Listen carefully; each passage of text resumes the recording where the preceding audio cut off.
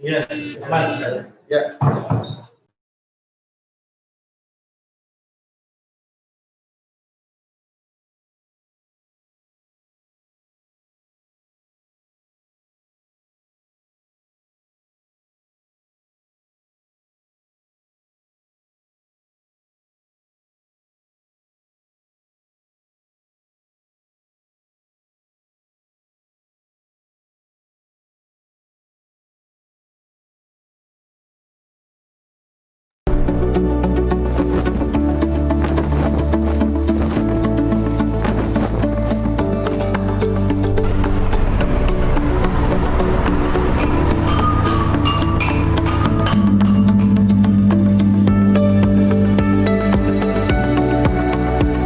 The Faculty of Economics and Business, Universitas 11 Maret, has established its vision to be a leading school of economics and business at the national level and recognized at the international level.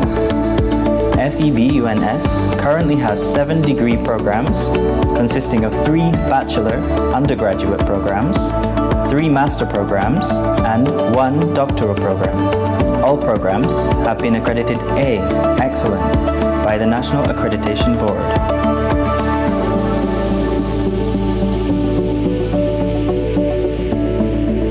Faculty of Economics and Business, Universitas 11 Maret has established its vision to be a leading school of economic and business in Indonesia and internationally recognized by delivering high-quality teaching, excellent research, and community empowerment. FEB-UNS is a member of the AACSB, Association to Advance Collegiate School of Business.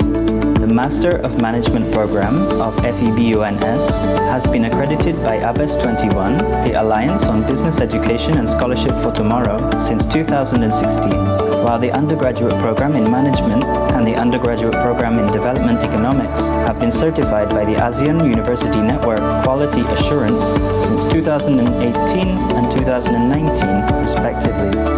Research outputs of FEB-UNS have been among the top 5 in Indonesia.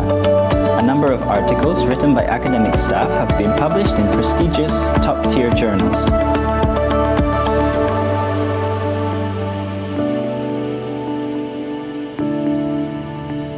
Moreover, FEB-UNS has been appointed and granted by several governmental institutions such as Bank Indonesia, Indonesia Financial Services Authority, OJK, and Indonesia Deposit Insurance Corporation, as well as international organizations such as World Bank and USAID to perform research collaborations. The Faculty of Economic and Business is supported by qualified academic staff with more than 45% hold a doctoral degree. The curriculum is assigned with demand of job market. FEB also participate in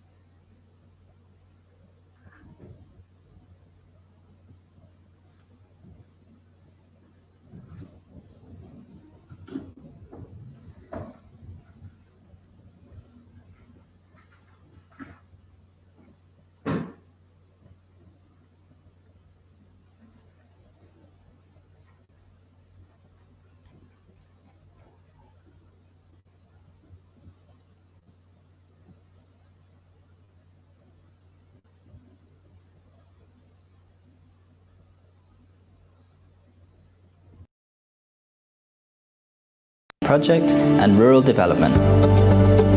We concerned about university good governance to support division to be an international recognized school on business and economics. This campus is also equipped with complete supporting facilities for students and staff. The physical, social and psychological environment of FEBUNS is well built with adequate infrastructure and based on environmentally friendly principles. Wireless internet connection is available throughout the entire campus, and students and staff can access it. The faculty also provides several laboratories, including a computer lab, mini bank lab, export-import lab, Sharia banking lab, Grameen bank lab, and investment gallery to support students' learning and research.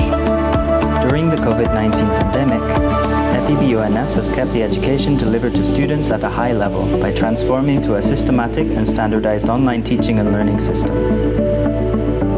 Our alumni has occupied top management position at the national level in the governmental institutions, state-owned enterprises, and private firms. Moreover, students are also provided with many opportunities for development, including student organizations, student competition, internship, international mobility, and many others. FEBUNS graduates have been recognized at the national level, and its alumni have occupied top positions in corporate and governmental agencies. Among them are Wimbo Santoso, who is currently the chairman of the Indonesia Financial Services Authority, OJK. Tony P. Juwono is the deputy governor of Bank Indonesia, the Central Bank of Indonesia. Didik Hartantyo is the president director of PT KAI, the Indonesian Railways Company. Haryanto is the owner of Dimension Footwear Group, which owns 2 reputable footwear brands in Indonesia with more than 30,000 employees.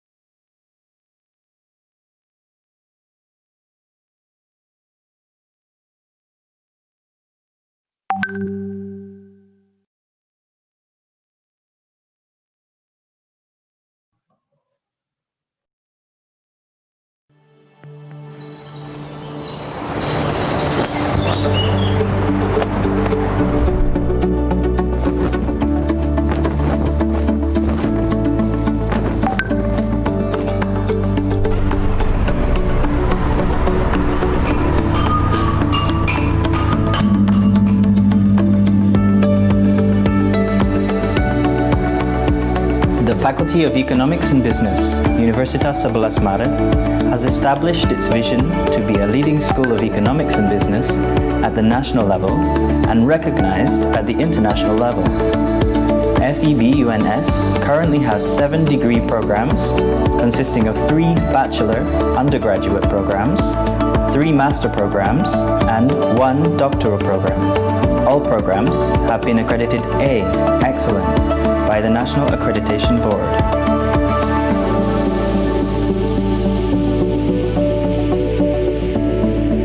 Faculty of Economics and Business, Universitas 11 Maret has established its vision to be a leading school of economic and business in Indonesia and internationally recognized by delivering high-quality teaching, excellent research, and community empowerment. FEBUNS is a member of the AACSB, Association to Advance Collegiate School of Business.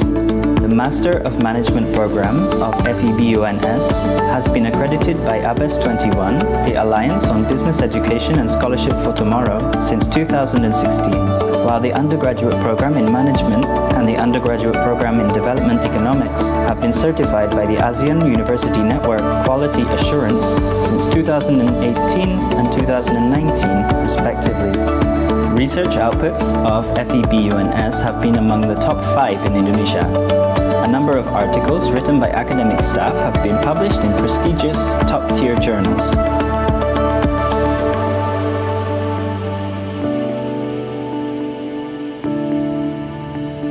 Moreover, FEBUNS has been appointed and granted by several governmental institutions such as Bank Indonesia, Indonesia Financial Services Authority, OJK, and Indonesia Deposit Insurance Corporation, as well as international organizations such as World Bank and USAID to perform research collaborations. The Faculty of Economic and Business is supported by qualified academic staff with more than 45% hold a doctoral degree. The curriculum is assigned with demand of job market. FEB also participate in Campus Merdeka. FEB UNS also plays a role in community development through several activities, including community assistance, training and consultancy for micro and small enterprises, rural development, and many others. Students' participation in scientific, art, and sport competitions, both at the national and international level, is also strongly encouraged. Students also have opportunities to intern in corporations, governmental institutions, or non-governmental organizations. There are also opportunities for students to participate in international mobility programs. To accelerate the quality of education and research, FEB UNS has developed mutual partnership with a number of reputable overseas universities and institutions.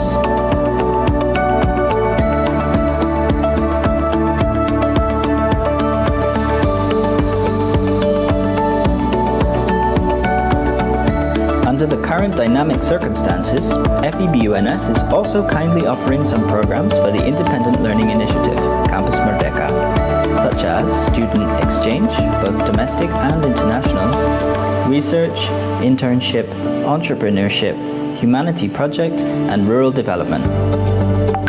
We concerned about university good governance to support division to be an international recognized school on business and economics.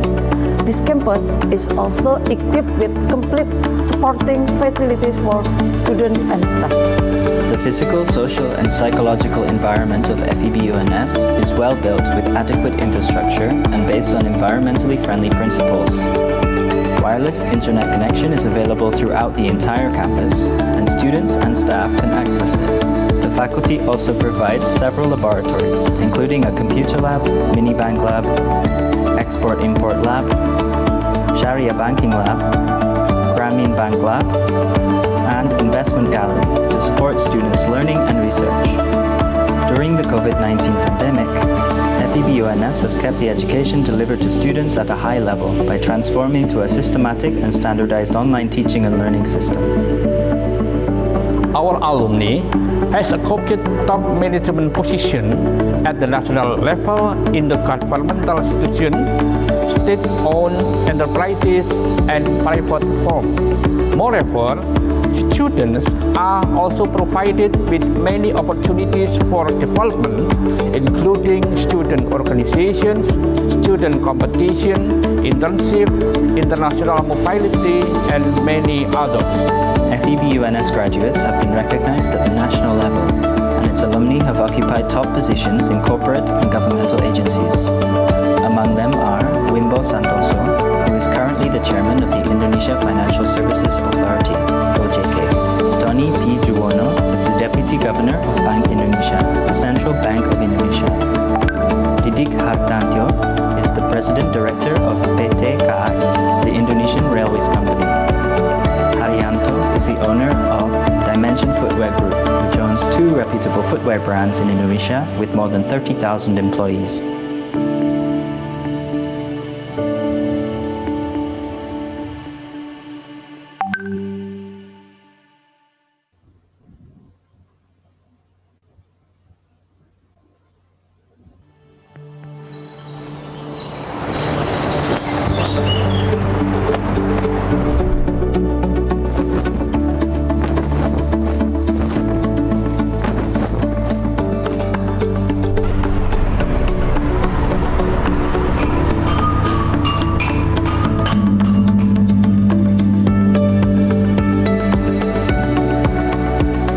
Faculty of Economics and Business, Universitas 11 Maret, has established its vision to be a leading school of economics and business at the national level and recognized at the international level. FEB UNS currently has 7 degree programs consisting of 3 bachelor undergraduate programs, 3 master programs, and 1 doctoral program. All programs have been accredited A, Excellent, by the National Accreditation Board.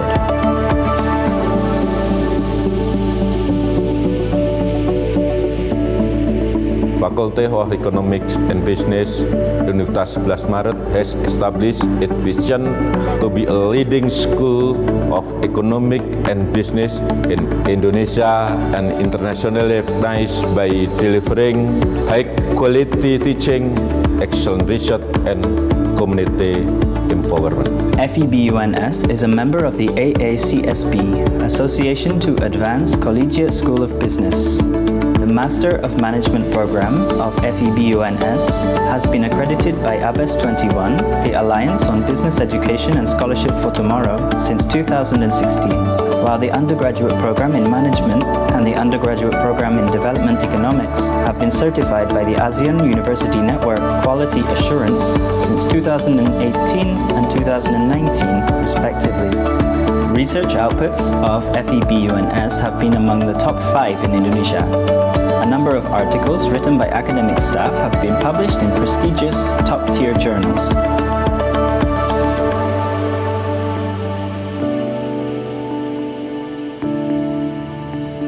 Moreover, FEBUNS has been appointed and granted by several governmental institutions such as Bank Indonesia, Indonesia Financial Services Authority, OJK, and Indonesia Deposit Insurance Corporation, as well as international organizations such as World Bank and USAID, to perform research collaborations. The Faculty of Economic and Business is supported by qualified academic staff with more than 45% hold a doctoral degree. The curriculum is assigned with demand of job market. FEB also participate in Campus Merdeka.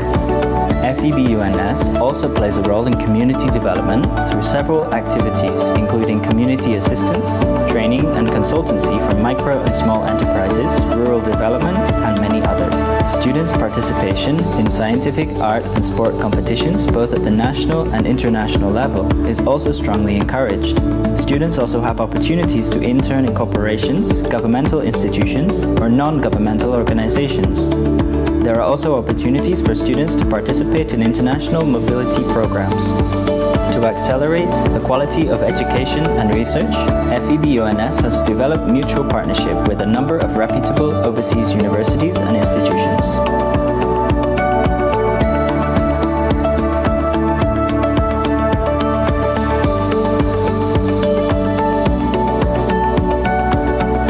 Under the current dynamic circumstances, FEBUNS is also kindly offering some programs for the Independent Learning Initiative, Campus Merdeka, such as student exchange, both domestic and international, research, internship, entrepreneurship, humanity project, and rural development.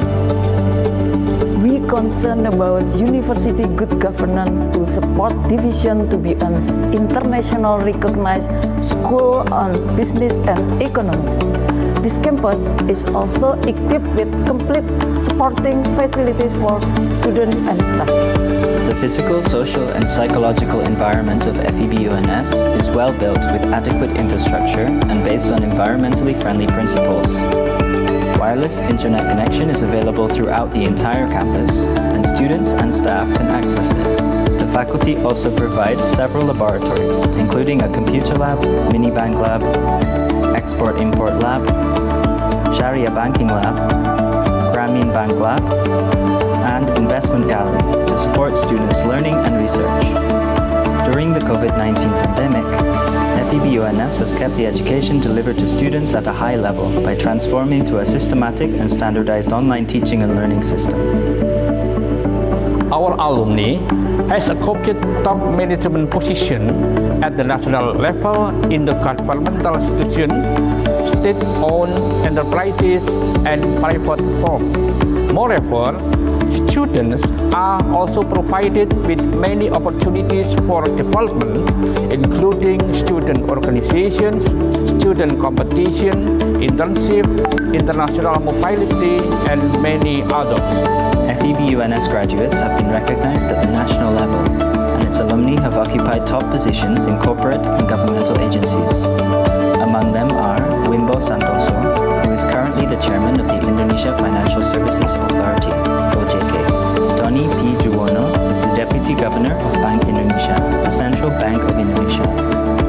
Didik Hartantyo is the president director of PT KAI, the Indonesian Railways Company.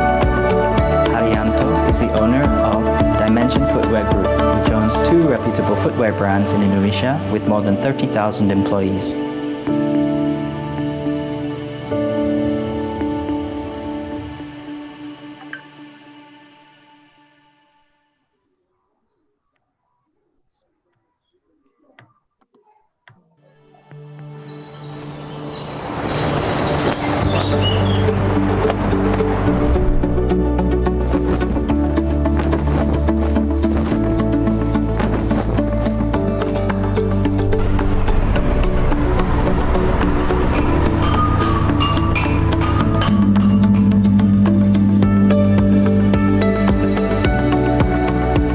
The Faculty of Economics and Business, Universitas 11 Maret, has established its vision to be a leading school of economics and business at the national level and recognized at the international level.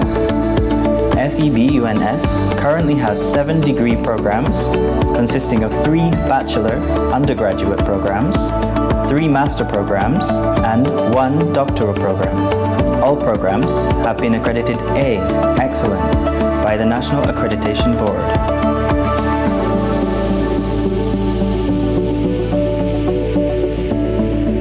Faculty of Economics and Business, Universitas 11 Maret has established its vision to be a leading school of economic and business in Indonesia and internationally recognized by delivering high-quality teaching, excellent research, and community empowerment. FEB-UNS is a member of the AACSB, Association to Advance Collegiate School of Business. The Master of Management program of FEB-UNS has been accredited by ABES 21, the Alliance on Business Education and Scholarship for Tomorrow, since 2016, while the undergraduate program in Management and the undergraduate program in Development Economics have been certified by the ASEAN University Network Quality Assurance since 2018 and 2019, respectively. Research outputs of FEB-UNS have been among the top 5 in Indonesia. A number of articles written by academic staff have been published in prestigious top-tier journals.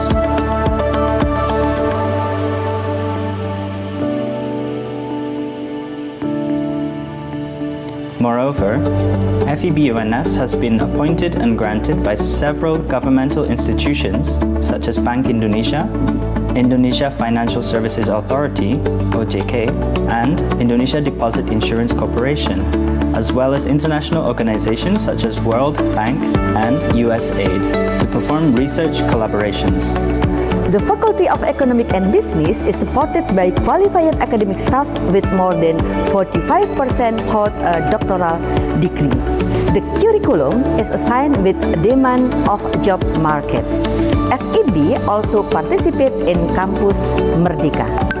FEB-UNS also plays a role in community development through several activities, including community assistance, training and consultancy for micro and small enterprises, rural development, and many others. Students' participation in scientific, art, and sport competitions, both at the national and international level, is also strongly encouraged. Students also have opportunities to intern in corporations, governmental institutions, or non-governmental organizations. There are also opportunities for students to participate in international mobility programs. To accelerate the quality of education and research, FEB-UNS has developed mutual partnership with a number of reputable overseas universities and institutions.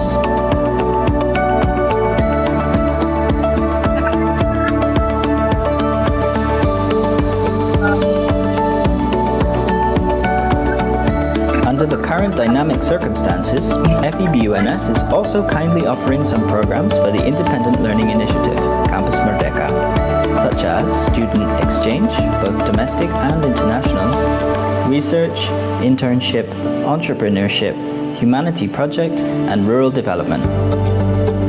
we concerned about university good governance to support division to be an international recognized school on business and economics. This campus is also equipped with complete supporting facilities for students and staff. The physical, social, and psychological environment of FEBUNS is well built with adequate infrastructure and based on environmentally friendly principles. Wireless internet connection is available throughout the entire campus, and students and staff can access it. The faculty also provides several laboratories, including a computer lab, mini-bank lab, export-import lab, Sharia banking lab, Grameen Bank lab, and investment gallery to support students' learning and research. During the COVID-19 pandemic, FEBUNS has kept the education delivered to students at a high level by transforming to a systematic and standardized online teaching and learning system. Our alumni has occupied top management position at the national level in the governmental institutions, state-owned enterprises, and private firms. Moreover, students are also provided with many opportunities for development, including student organizations, student competition, internship, international mobility, and many others. FEBUNS graduates have been recognized at the national level, and its alumni have occupied top positions in corporate and governmental agencies. Among them are Wimbo Santoso, who is currently the chairman of the Indonesia Financial Services Authority, OJK. Tony P. Juwono is the deputy governor of Bank Indonesia, the central bank of Indonesia. Didik Hartantyo is the president director of PT KAI, the Indonesian Railways Company. Haryanto is the owner of Dimension Footwear Group, which owns 2 reputable footwear brands in Indonesia with more than 30,000 employees.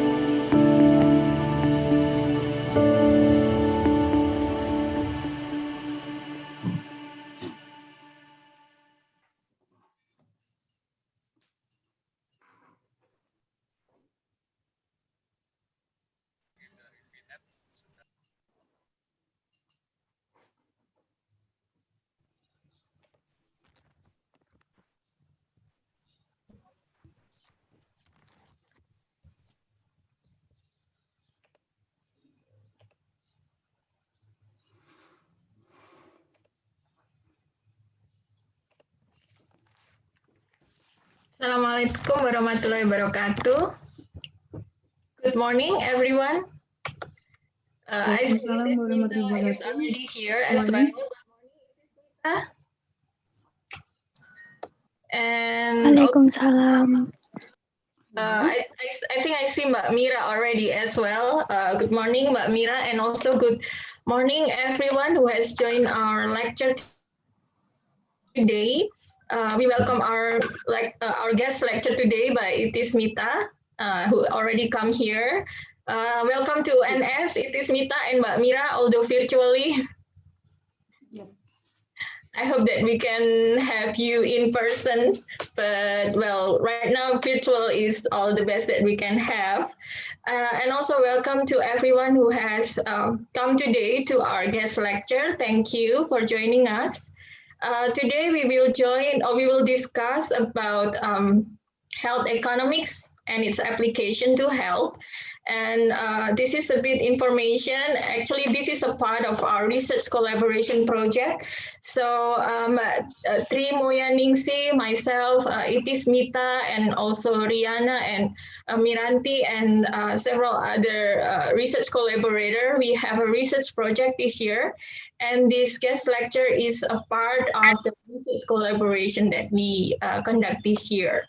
And this is a collaboration between Universitas 11 Maret and also University of Canberra. So after last week, Mbak Tri and I come virtually to University of Canberra this week, and next week we will have it is Mita and also Riana Miranti, Mbak Mira, to come here to UNS. So thank you. And before we start, let me read several rules to ensure that this guest lecture will run smoothly. The first, I'd like to ask all attendants, except it is Mita later, to mute your microphone throughout the lecture. And if you have questions, you can type it in Zoom chat or in YouTube live comments. We will read your question later. And also, because this is going to be a 3-hour sessions, we will have break in the middle of the sessions. This is to make us still healthy despite we're being sitting all day long. So we have to move every 100 minutes. So we will have that breaks in the middle of the sessions. And before we start, I will read several also read several activities that we will have today. So first we will have opening remarks by Mbak Tri later, and then after that we will have the guest lecture by Itismita, and then during that we will have 15 minutes breaks during the sessions, and you can ask your questions through the chat as well. So let's start our activity today by having Mbak Tri, Dr. Tri Mulyaningsih, who is the head of the Applied Microeconomics Research Group and also the principal investigator of our research collaboration. For Mbak Tri, the time is all yours. Thank you very much, Ibu Fitri Widyaningsih. Good morning, everyone. Assalamualaikum warahmatullahi wabarakatuh. And good afternoon for our colleague from the University of Canberra. On behalf of the research group of Applied Microeconomics, Universitas 11 Maret, and also the research team, I would like to extend a warm welcome to all of you. So we are very delighted to organize today's webinar of workshop series 3 on health economics and its applications to health. This workshop is part of international research collaborations on multi-level determinants of children malnutrition between Universitas 11 Maret and University of Canberra. This research is funded by the University 11 Maret research grant. The speaker for today's workshop is Dr. Itismita Mohanty from the University of Canberra. She is an economist, but she worked a lot in the area of health economics. And today's workshop will be moderating by Fitri Widyaningsih, PhD from the Faculty of Health, Universitas 11 Maret. I would also would like to inform you that the coming weeks, next week, we will also organize a workshop and we invite your participations. The workshop will discuss the social index development. So Ibu Associate Professors Riana Miranti from the University of Canberra will share her knowledge and her extensive experience how to develop social economy index. So thank you very much for your attention and enjoy the workshop today. I will return to Ibu Fitri Widyaningsih. Thank you, Butri, for the opening remarks. And so let's start with the main agenda for today, our main agenda. And before that, let me introduce our speaker for today. Good afternoon, Itismita.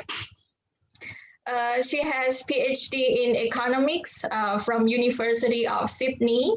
And right now, Itismita is a senior research fellow at HRI CREP. It's a health research institute, Center for Research and Action in Public Health, University of Canberra, Australia. And as we mentioned that Itismita completed her PhD in economics from University of Sydney, and then she worked as associate lecturer in University of Sydney before she joined University of Canberra. And Itismita has strong interest in quantitative modeling of economic, social, and health-related issues.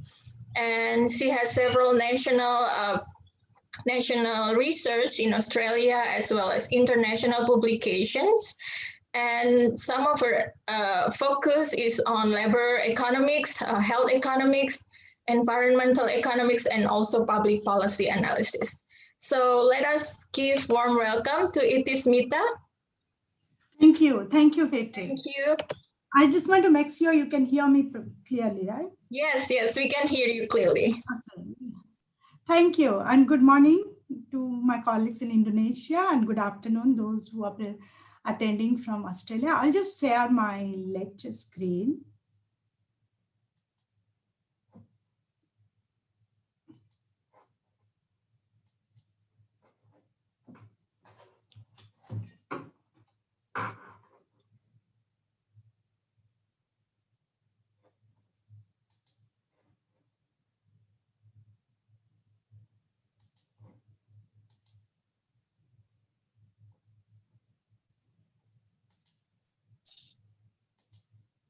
Okay.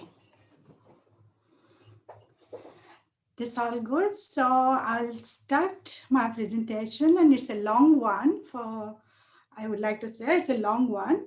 So I'll first go for Vitri, first go for half an hour, and then we'll see how it goes, and we can have breaks and go. Okay, thank you. So I am presenting on health economics and its application to health. The purpose is to understand the basic economic concepts and principles and their application in managing health and healthcare. How economics can help to better understand health and healthcare. How economics can help health and healthcare management and its decision making. How economics can help, yes. How economics can help resource allocation between health and other activities, also among different competing needs in healthcare. What is the role of government in the health sector? Where does health spending go and where does the money come from? How to measure and value consequences of health intervention, compare different approaches of valuing health and non-health outcomes, and explain which type of outcome measure is most suitable for use in each type of economic evaluation.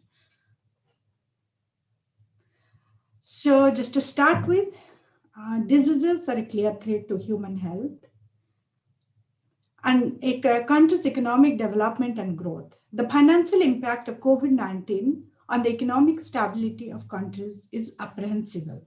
Also, we live in a dynamic world with a changing demography, epidemiology, and diseases, where the scientific knowledge is overwhelming. Until the beginning of year 2020, we believe the epidemiological transition is shifting the disease burden from communicable to non-communicable diseases. However, in a COVID world, we believe the epidemiological change, like in a COVID world, the non-communicable diseases are less important at the moment because the burden is, we are equally concerned about communicable diseases in both the developing and developed part of the world. So as we see, the world is changing. So planning, policy making, and predicting become important, and that is where economics as a discipline comes in. Without intensified disease prevention, countries around the world could expect their gross domestic product to decline by billions of dollars. So that's where economics as a discipline will help in health and healthcare management and healthcare planning and policy making. So what is economics? Economics is about limited resources, and while our wants are unlimited, choosing between which ones we can afford given our resource budget. That is what economics as a discipline tries to understand. Economics is about making choice because, again, the resources are limited and our wants are unlimited. So we need to make choices. And economics is not just practiced by economists, it's concerned with saving money. It's not only concerned with saving money. Economics is concerned with understanding choices, benefits, costs, resource use, and efficiency. Do the benefits outweigh the costs? So these are many definitions of economics, how society manages its scarce resources. Economics is a social science that studies the choices that individuals, business, governments, and entire society make as they cope with scarcity. So application of economics to health, it mostly comes from that perspective where our resources are limited and our wants are unlimited. So there is scarcity, and we need to make choice regarding what to produce, how to produce, and from where to produce, or who should produce. So these are the questions in healthcare that we would be addressing with health economics. Now I'll start with certain basic concepts of economics, because I'm aware that I'm making a presentation to the Faculty of Economics there in Indonesia. So those of you who understand it, like I will go through certain basic concepts in the beginning. That's how, so that we can see how health economics is different and how health economics is a departure from economics. So we need to understand some certain basic concepts. So again, we need to start with the concept of opportunity cost. In the process of making a certain choice among many, there are trade-offs for each choice, because again, resources are limited and we have unlimited ones. So we need to make choices. So something else must be given up. Opportunity cost, which originates from scarcity of resources. It is the highest valued alternative that must be given up to involve in an activity. It is the benefit of the second best choice that is foregone as a result of using resources in the first best choice. Consideration of opportunity cost provides the evidence needed to make informed decisions between choices about what, how much, how, and with whom to produce.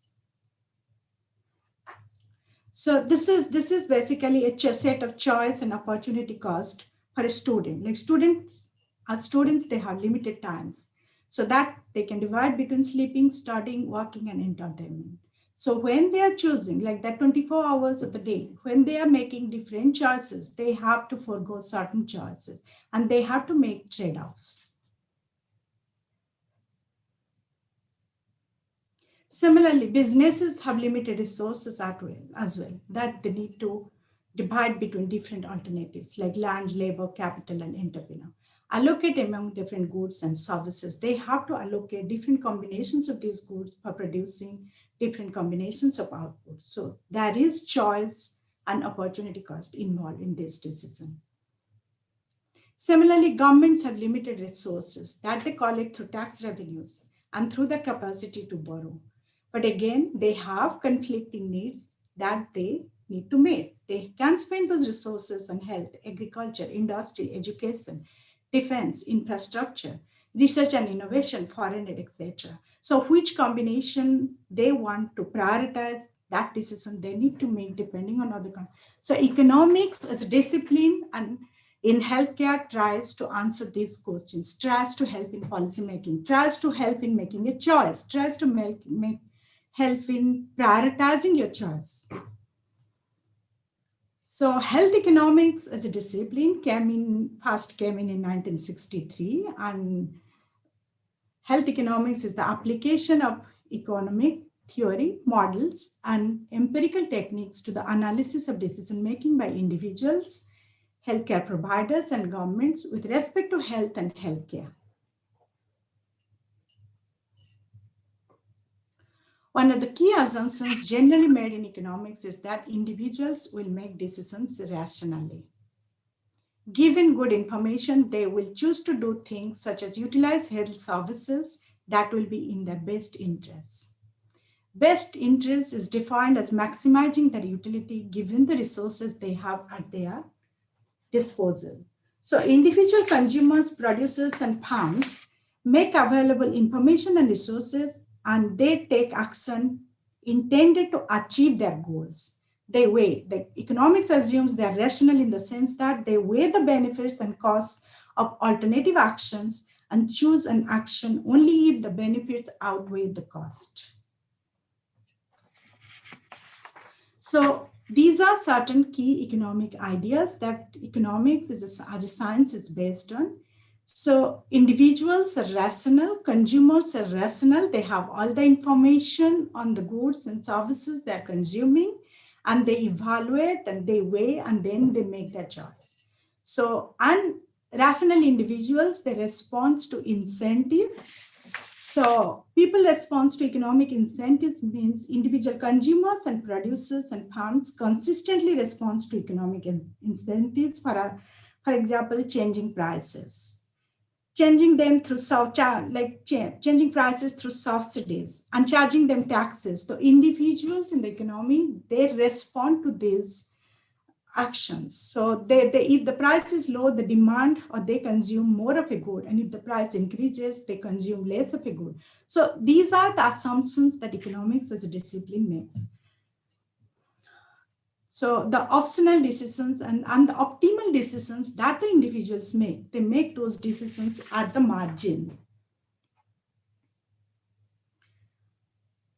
So this is the basic principle in economics. We call it law of diminishing marginal utility. It is a law that states that the marginal utility from consuming additional units of goods eventually declines. So what economics here assumes that a rational consumer who goes and consuming 1 unit of good, in this, I have given the example of a piece of pizza. Suppose you had a piece of pizza and the utility that you gain from that first unit of pizza, you will not get the same utility from the second unit of pizza. And your marginal utility for each unit of consumption of pizza goes on declining. That's how economics assumes people behave and rational consumers behave. So basically, the right-hand side diagram shows the total marginal benefit and the marginal cost curve. They intersect each other at the middle. The marginal benefit is greater than marginal cost. As long as the marginal benefit is greater than marginal cost in a consumption, people go on consuming more and more units of the good. Whereas once the marginal cost starts exceeding marginal utility, marginal benefit, then they reduce the consumption, and eventually the person consumes at an optimum level where his or her marginal benefits becomes equal to marginal costs. So marginal, what is, I have said so much about marginal benefit and marginal cost, and we discussed just in the previous slide that economics assumes that individuals make choices and the decisions are optimal decisions are mostly made at the margin. So what is marginal? Marginal analysis helps to get the most value out of the resources used. People often apply this rule without consciously thinking about it. That's what when we consume, and when we consume certain amount of a good and pay certain amount of the price, we make the decision internally, while sometimes you do that without being conscious about it. Making decisions at the margin is applicable to the health sector as well. So some decisions may involve do it or not, like join a university course or not, make a job or not, get a treatment or not, etc. So most decisions in real life, however, involve doing a little bit more or a little bit less. That's where the marginal unit comes into play and the marginal analysis. So work or study for a student, either you work or study for an hour or more. That's the decision you need to make. So economists use the word margin to mean an extra or additional cost and benefits of an action, decision, or choice. Marginal analysis is the act of comparing additional benefits and additional costs that arise from an extra unit of action in production, consumption of a good or service. The purpose of marginal analysis is to measure the costs and benefits of expanding or contracting an activity, a program, or a service. An optimal decision is made where the marginal benefit equals the marginal cost of an action. Okay, so individual consumers of healthcare and business firms, providers of healthcare use marginal analysis as a decision-making tool to help them maximize their utility. Now, while we are talking about marginal utility and marginal benefits, we are consuming goods and services. And in consuming goods and services, the next important thing in economics is the resources that are used in the production process, because the marginal concept of marginal cost comes from the production process and how the resources are produced. So in terms of producing goods and services, we have different factors of production that are used in the production process. And factors of production are the inputs that are needed in a process of conversion of production of goods and services. And here in this slide, you can see like economics assumes them basically in 4 categories: land, labor, capital, and entrepreneurship. With modern day, like there are different scientific knowledge, scientific technology, internet, everything comes in addition to that. And that can be added to the entrepreneurship or the organizational capacity as well. So as a discipline, this is a easy way to understand making goods and services in the production process. There are 4 factors of production that normally use: land, labor, capital, and entrepreneurship. And these are called resources or inputs in the production process, and they are mostly evaluated in dollars.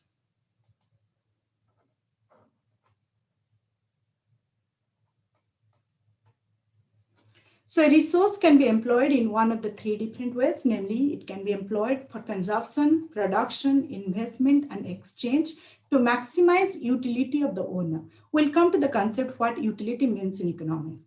Time is also scarce, and its costs can be measured both in terms of lost income, lost leisure time, or lost utility.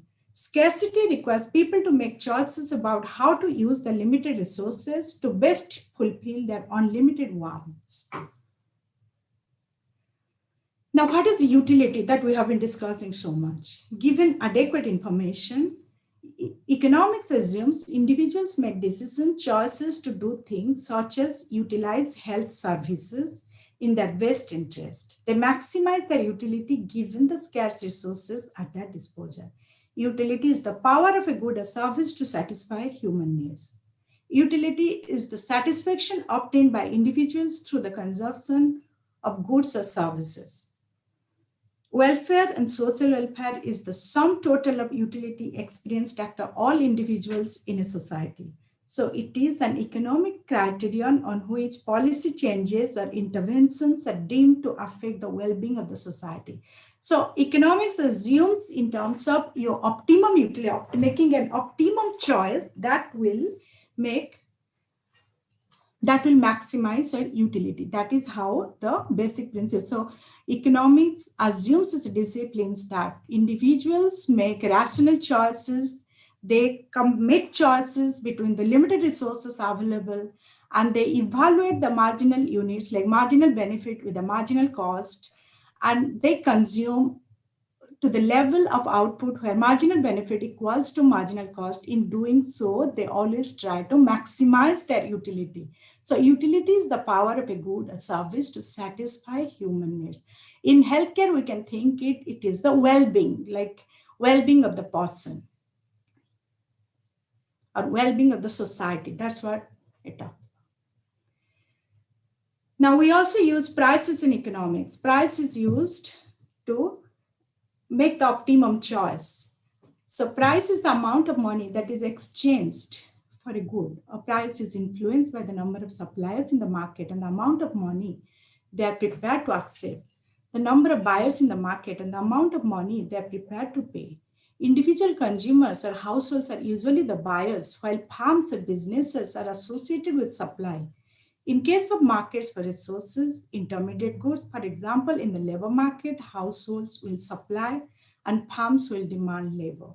So price is the amount that is charged in the market, or an individual consumer pays a price to consume certain goods, and a supplier takes a price to produce and sell certain goods. So price is the determining mechanism in the market that ensures optimal allocation of resources. Now, what is the role of government and government intervention in the market? Like market are involved in levying taxes, fixing prices, licensing suppliers, or regulating quality. Involve taking control of demand for a commodity and prohibit private demand, or take over supply entirely and prohibit private supply. Implementing laws that are intended to free up market forces and make markets more easily accessible. So markets are generally underpinned by some form of state intervention through the legal system to uphold a system of property rights. So economics believes in free markets. So it seems like if the suppliers or the buyers and the sellers in the market are let free, if we assume that individuals are rational And they respond to incentive, means they respond to increasing or decreasing prices, and they make the decisions at the margin. And economics as a discipline assumes that market is set free like that. Then the demand function and the supply function will interact, and the market will allocate optimum allocation of resources in the economy that is best and efficient for the economy. So now, why do we need the government intervention? Sometimes the market is not perfect, and we need government intervention for fixing the prices. We need government interventions for setting minimum wage rates. We need government interventions through taxes, and we need government interventions through licensing suppliers or regulating quality. So that's how we need government intervention. As we go on in this lecture today or presentation, we'll see like how the government intervention is needed and how the government intervention interferes in the operation of the market mechanism.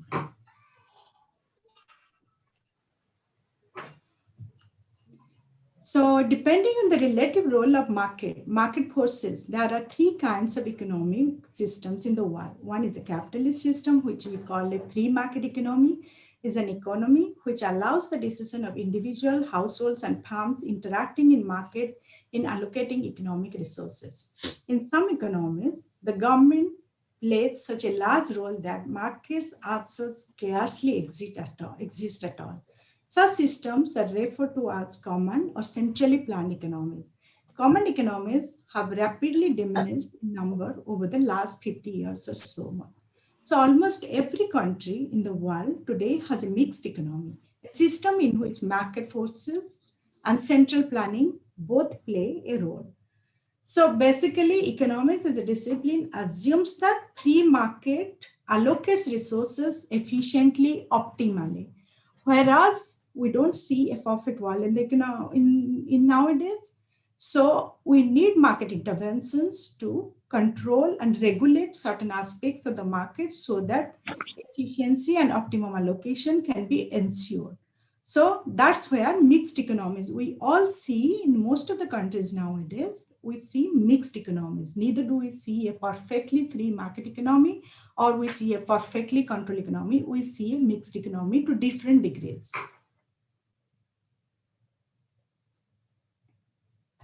Now, efficiency and equity has a very significant role in economics.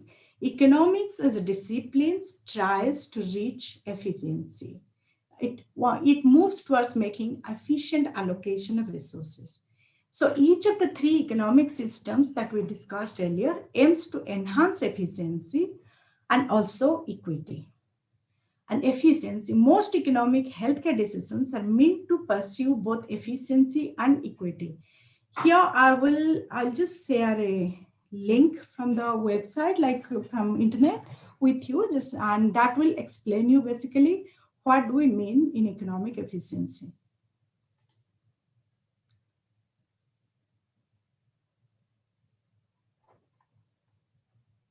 Just bear with me. There will be a advertisement in the beginning, but it will just start in a couple of seconds.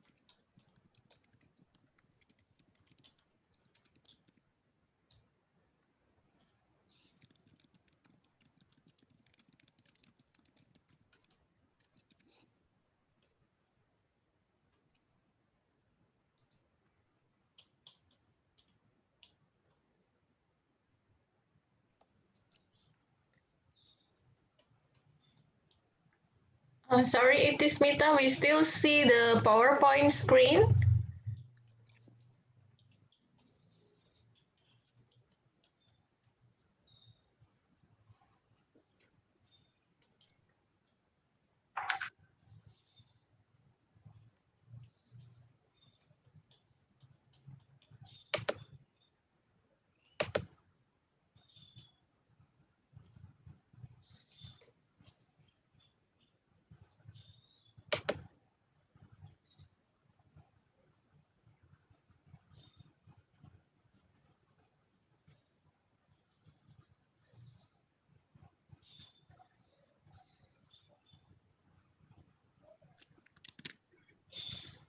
Okay. Let's see if we can hear the sound. If not, I think you should share computer sound so that we can also hear the sound as well.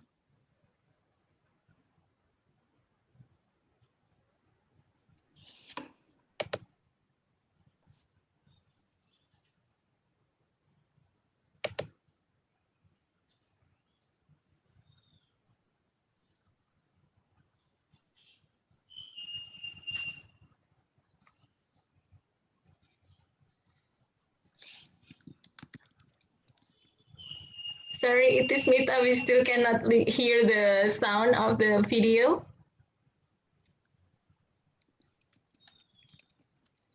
Maybe you can, there is this option in share screen, and there's this advanced sharing options, and then there's you can share screen, computer sound, and then we can listen to the sound if you check that.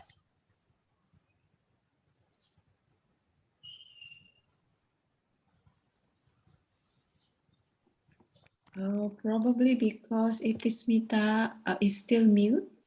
Are you mute? It is Mita, I think. Oh yeah, it is Mita. You're Also mute. No? Okay, maybe I'll just skip the video then. That's all right. I thought it will work. Yeah, it works now. It works now. No, we can listen to it now.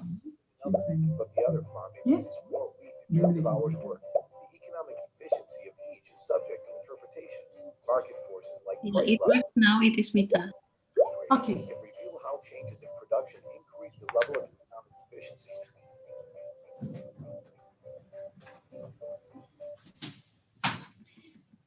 Is it clear, or do I need to run it again? Yeah, I think you need to run it again. That's okay. Thank you, Tree.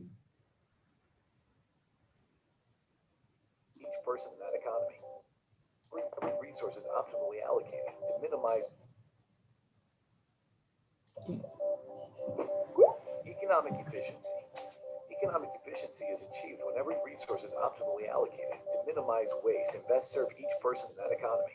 When economic efficiency exists, the cost to produce goods are as low as possible, and any change that helps one person will hurt another. For example, if there were 10 cars and 10 people, economic efficiency would result if each person had one car. But if one person owned 2 cars and another did not own a car at all, economic efficiency would be absent. Realistically, a state of economic efficiency can never fully be attained. Economists weigh the waste that occurs between pure efficiency and reality to gauge how well an economy is working. Measuring economic efficiency is subjective and varies depending on the good being produced and how it's made. For example, one farm may produce more wheat in terms of an output than another, but the other farm may produce more wheat in terms of hours worked. The economic efficiency of each is subject to interpretation. Market forces like price levels, employment, and interest rates can reveal how changes in production increase the level of economic efficiency. Thank you.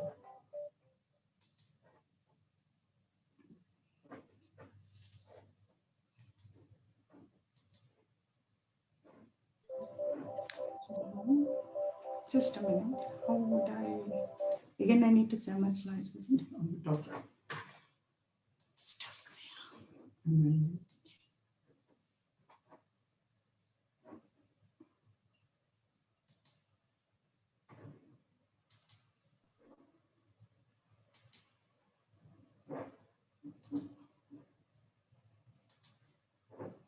Okay. Okay, I hope I could pass on the message of what economic efficiency means. And so mostly economic efficiency tries to maximize output with minimum cost. So it wants to make the principle is to make the best utilization of the resources. And there are three different types of efficiency indicators that we use mostly in economics. One is productive technical efficiency. The other one is allocative efficiency, dynamic efficiency, and Pareto efficiency. So efficiency questions issues arise at every level of a health system. For instance, there could be several ways in which hospitals might seek to improve the efficiency of their operations.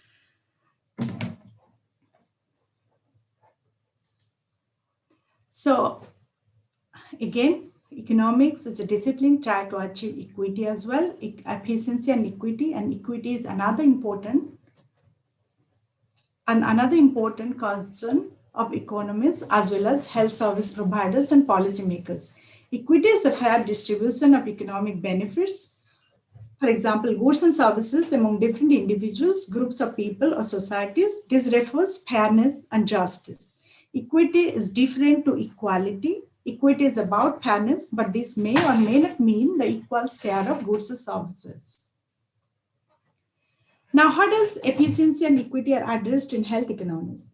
Against a background of increasing demand on limited resources, health economics is exerting an influence on decision-making at all levels of healthcare. It facilitates decision-making by offering an explicit decision-making framework based on the principles of efficiency and equity that is based on economic principles. So principles of equity is another consideration for health economics. Health economics seeks to maintain a balance between efficiency and equity aspects.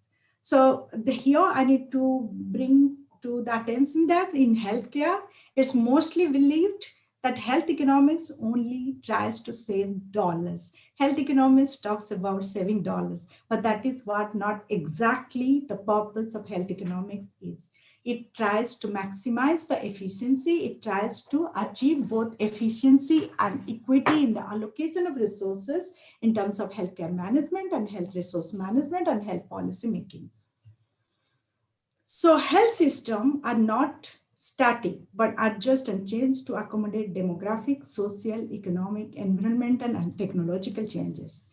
Challenges currently faced by the health systems around the world include the demographic changes and the demand for health services, coordinated management of chronic conditions, greater availability of and access to health data, advances in medical research, science, and technology.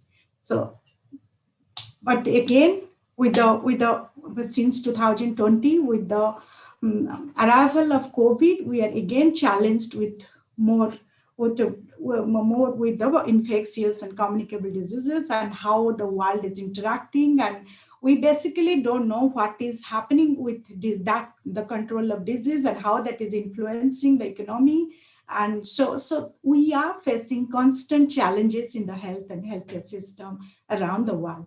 The World Health Organization describes a good health system as one that delivers quality services to all people when and where they need them. So sorry, I didn't get a slide of the Indonesian health landscape. Rather, I thought I better know the Australian health landscape that I will present to you. So this is basically presenting you the Australian health landscape and how different systems and health services are organized in Australia on the different layers.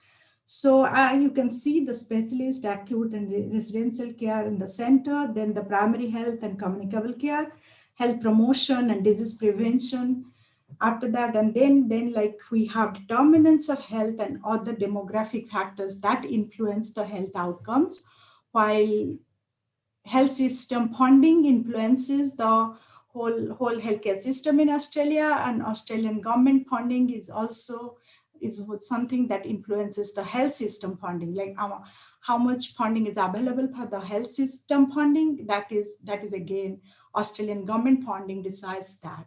And each level of this healthcare, like we have opportunities and challenges, and we are supporting regulations, and also we are type of supporting infrastructure. So the basic idea behind it, the complex operation of a healthcare system in Australia and how we need to make decisions at each level in terms of service allocation, resource allocation, and what needs to be produced at what level, how much services to be produced, what is the best practice.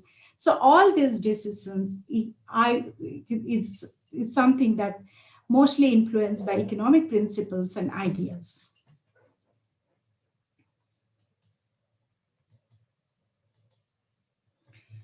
So now the question of how different is health economics? Health economics as a discipline drew conceptual definitions between health and other goods. Among factors that distinguish health economics from other areas include the government intervention, extensive government intervention in healthcare management and health service allocation, an intractable uncertainty in several dimensions, asymmetric information, barriers to entry, externalities, and the presence of third-party agent. We'll discuss these things in detail.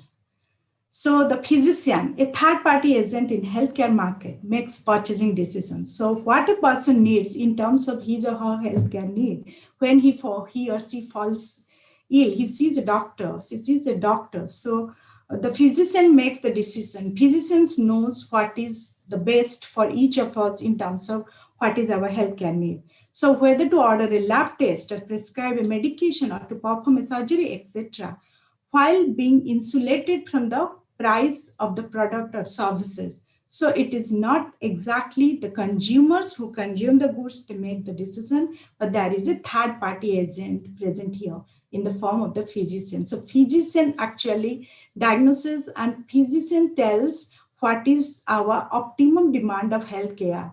So that is why health economics is different from basic economic principles. So uncertainty is intrinsic to health, both in patient outcomes and financial concerns. So why do we need? Because healthcare choices or the healthcare demand, it is called a derived demand, because when we need the health, when the health emergency will come, while certain things like health promotion and public health, you can plan it and to make you better off in the world. But certain aspects of health, they are very uncertain. When they arrive, how they arrive, and how much money and resources they will need, they are very uncertain. So there is uncertainty attached to healthcare. That is what it makes it different to the standard economic principles and practices. Again, the knowledge gap that exists between physicians and a patient creates a situation of distinct advantage for the physicians. This is the case of asymmetric information. Like there is a information gap. That also, externalities arise frequently when considering health and healthcare. This is notably true in the context of infectious diseases. For example, making an effort to avoid catching the common cold affect people other than the decision maker itself. So whether as an individual, I will take a flu shot or not, that might be my own decision, but whether I get vaccinated against flu or not, that decision will affect other individuals in the society. That will affect my colleagues here. That will affect my family. So that is externality, when the consumption and production by one individual actually doesn't concern the person only, it affects others. So certain aspects of healthcare involves externality, and that is how it is different from standard principles of economics. Equity is another important area of economic analysis because of its usual prominence as a policy objective. Economic efficiency and equity objectives have implications for the allocation of resources. Health economics is about the optimization of health relative to other activities and making choice to use scarce resources in a way that improves public health status and service delivery. So market works through the interaction of demand and supply in economics. Economics assumes market works. Economics basically believes in free markets And it assumes that market works through the interaction of demand and supply. So here we'll start with the demand for healthcare, and then we'll see how the demand for healthcare is different to standard demand for other goods and services. So economists assume individuals are acting rationally and allocate the resources efficiently. A demand curve describes the planned quantity demanded at each price when utility is maximized. So demand curve is a downward sloping curve in relation to the price. So when we translate this thinking to healthcare, problems arise as healthcare does not yield utility directly. Few people enjoy the experience of consuming healthcare. Demand for health services is therefore a derived demand. The appropriateness and applicability of the concept of demand for healthcare has been debated at length. About 3/4 of medical market do not fit well with the conventional economic model. Okay, so demand for healthcare is a derived demand. The demand for healthcare is often for a single one-off interventions. If you remember the previous slides we discussed, where economics assumes as the individual goes in consuming more and more quantity of the same goods, the marginal utility for each unit diminishes. So we call it the diminishing marginal utility. So you see demand for healthcare is mostly a one-off demand. You don't go on consuming that again and again unless you really need it. So in most cases, the healthcare demand is a one-off intervention. It is generally assumed in economics that consumers are said to be sovereign. However, patient perceptions of the need and of their capacity to benefit, both of which shapes their demand, may be strongly influenced by the doctor, the suppliers of healthcare. And healthcare is extremely heterogeneous. Every patient has a slightly different combination of ailments and symptoms, and therefore, every patient needs to buy a slightly different package of care. They don't go on consuming the same unit again and again. And individuals will vary in how they respond to treatments. Payment for many health services comes partly or wholly from third party, which means individual users of services may not be sensitive to the price of these services. Some aspects of healthcare may fit the simple demand model better than others. Users of healthcare services may not be sensitive to the price of these services. Now comes the concept of supply or the production process, or how goods and services are supplied in the economy and their application to health services. Excuse me. Economists use cost functions to explore the relationship between cost and output. They use cost function to explore and describe the relationship between the cost of input, cost of production, cost of resources, and the output that they produce. The efficiency of production, including health services, and understanding better what might influence these relationships. So they use cost function for understanding the same things in the healthcare as well. This process involves estimation of cost function by applying a combination of statistical analysis and economic theory to health service data, known as econometric analysis. So economists use econometric analysis to understand how different combinations of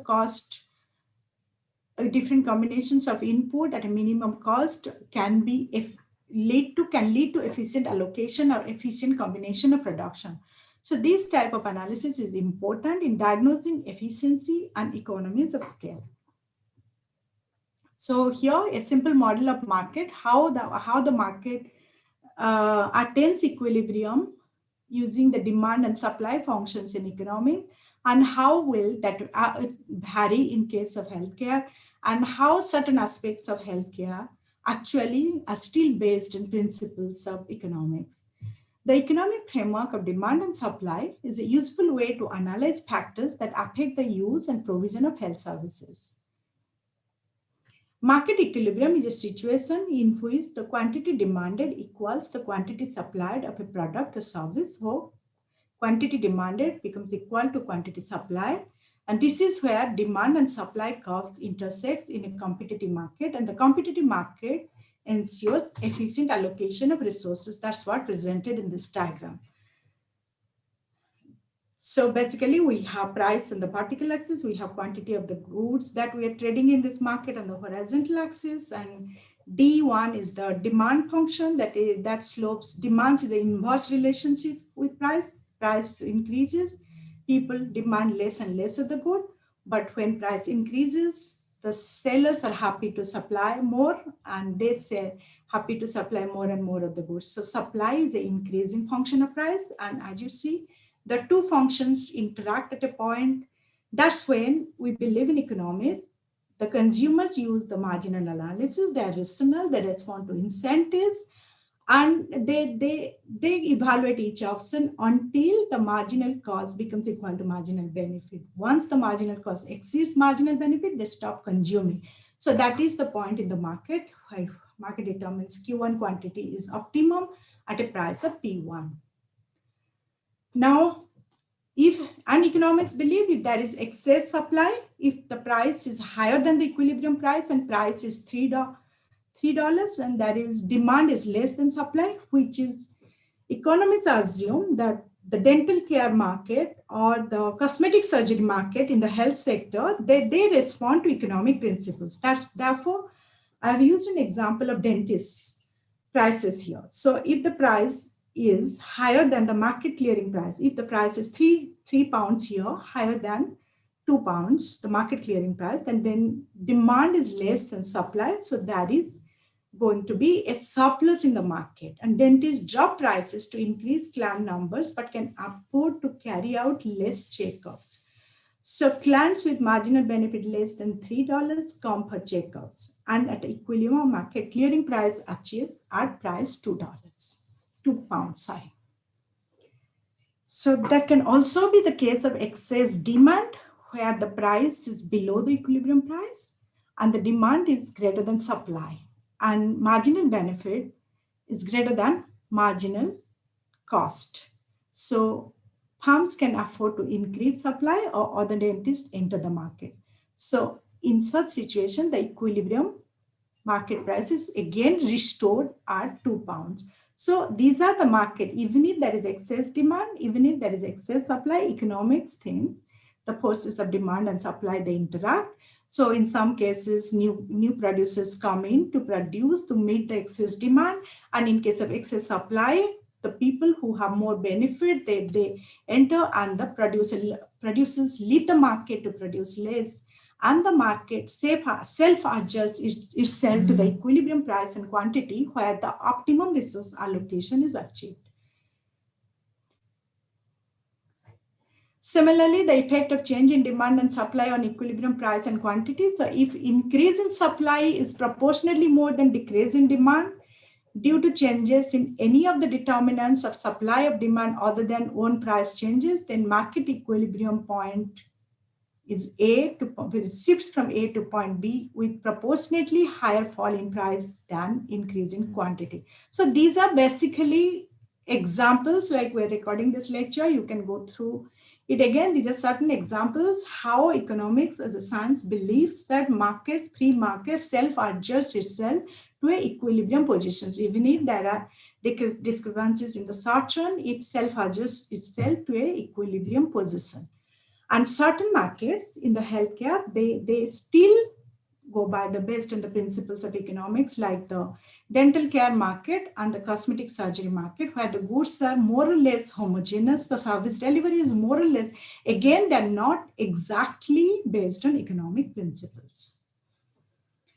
So understanding the different types of healthcare markets and the way suppliers and consumers interact is important for a number of reasons, including to understand economic principles that guide firms' business operations, to weigh up the pros and cons of introducing changes in many health services, the degree of competition into the healthcare market, and to examine the introduction or extension of user fees or of a health insurance scheme, to analyze the effect of government intervention in the private market. All these different aspects are addressed using the tools of demand and supply in healthcare. Now, the market structure, the markets that we discuss in economics, we need to understand how the market structure works in economics. So basically, a good starting point for judging how the healthcare markets firms operate. This helps to conceive why and how they might be influenced through policy changes and legislation. So basically, market structures are characterized and classified based on the following criteria: the number and size of buyers and sellers, the nature of product services being marketed, condition of entry into and exit from market, flow of information, and relationship of the firms.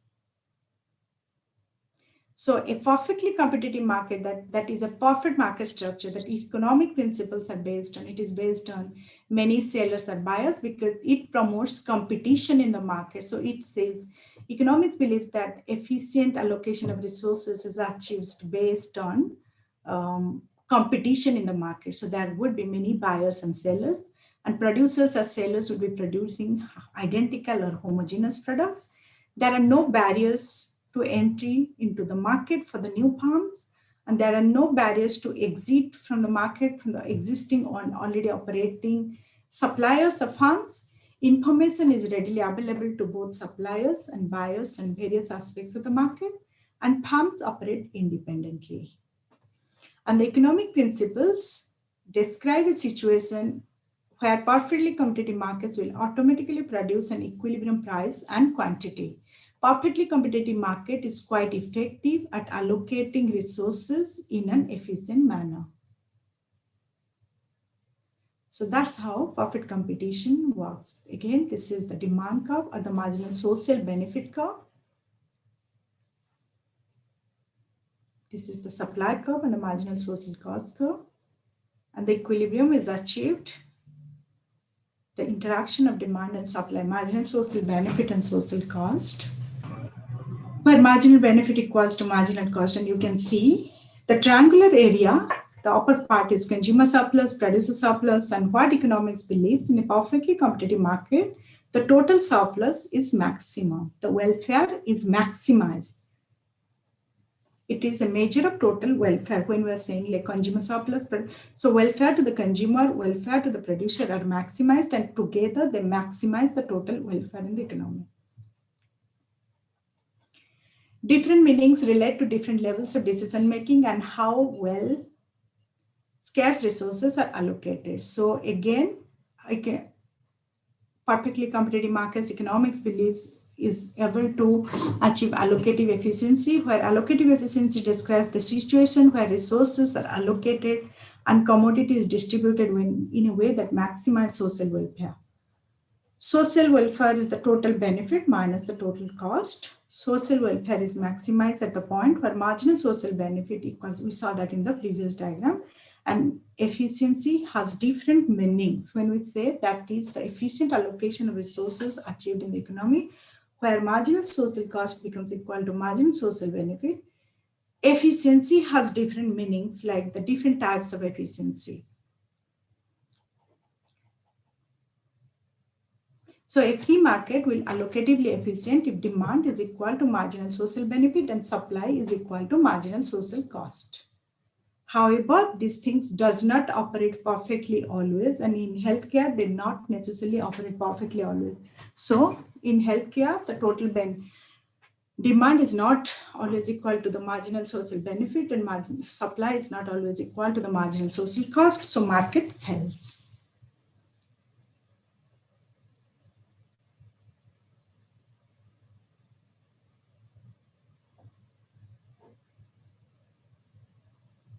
So on the supply side, you have already encountered the efficiency conditions that allow supply to be equal to marginal social cost. As a producer, need to be both technically and economically. Economically means productively efficient.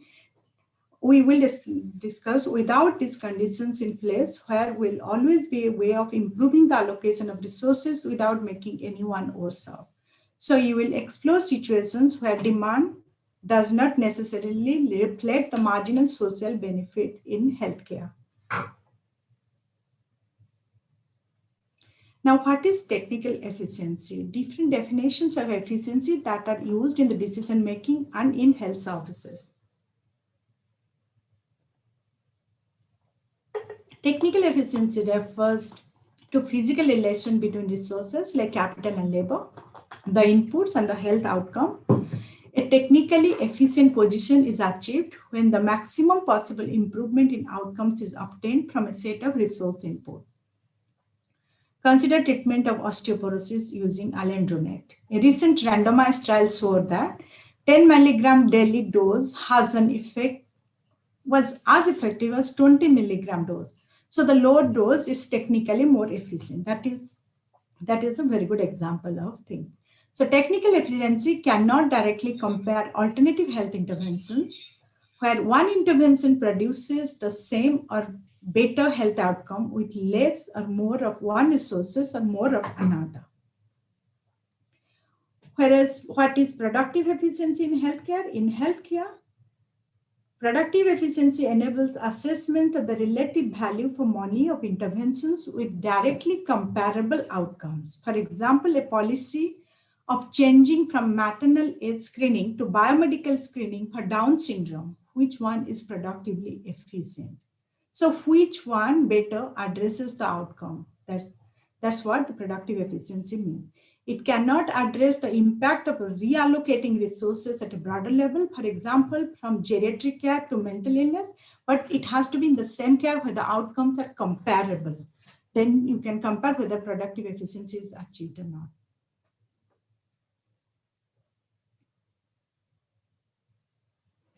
Now, what is allocative efficiency? The concept of allocative efficiency takes account not only of the productive efficiency with which healthcare resources are used to produce health outcomes, but also the efficiency with which these outcomes are distributed among the community. A societal perspective rooted in welfare economics and based on the concept of opportunity cost in case of allocative efficiency. In theory, the efficient pattern of resource use is such that any alternative pattern makes at least one person worse off in practice. Strict allocative efficiency is difficult or impossible to achieve, but economics as a discipline tries to reach allocative efficiency.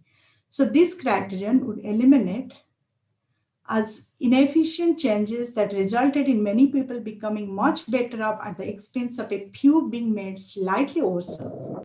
Consequently, the following decision rules has been adopted. Allocating efficiency is achieved when resources are allocated so as to maximize the welfare of the community. Okay, so that brings us to the end of the first part. It was a long one, and I would suggest V3 if you are there for a break. Any questions? Hello, yes, we can have a break. And before that, there are several questions from the audience. Would you mind answering them now and then we go into break? Sure. Okay. There are several questions in chat. Let me read it to you. The first one is from Tri. She wants to know your view regarding balancing efficiency and equity for health. So in Indonesia, we have the universal health system. We called it BPJS. And BPJS provides affordable health insurance for Indonesian. However, every year, it's almost every year, the BPJS has deficits. So with this system, it might not be sustainable. And we'd like to know how your view about that. Well, thank you, Tri, but it's a difficult question. As you know, we all know, as I said, economics as a discipline tries to balance between efficiency and equity. And I will cover universal health coverage and that in the next set of the slides. And we all know different countries, like by WHO principles, different countries aim to achieve universal health coverage. And they are all set to achieve different universal health coverage if using different financing principles. And again, I don't exactly know what Indonesia practices at the moment, but there is no direct theory that can guide it. It depends on so many other factors. The context for Indonesia, the political decision-making for Indonesia. So all these things, it is not absolutely decided by economics always.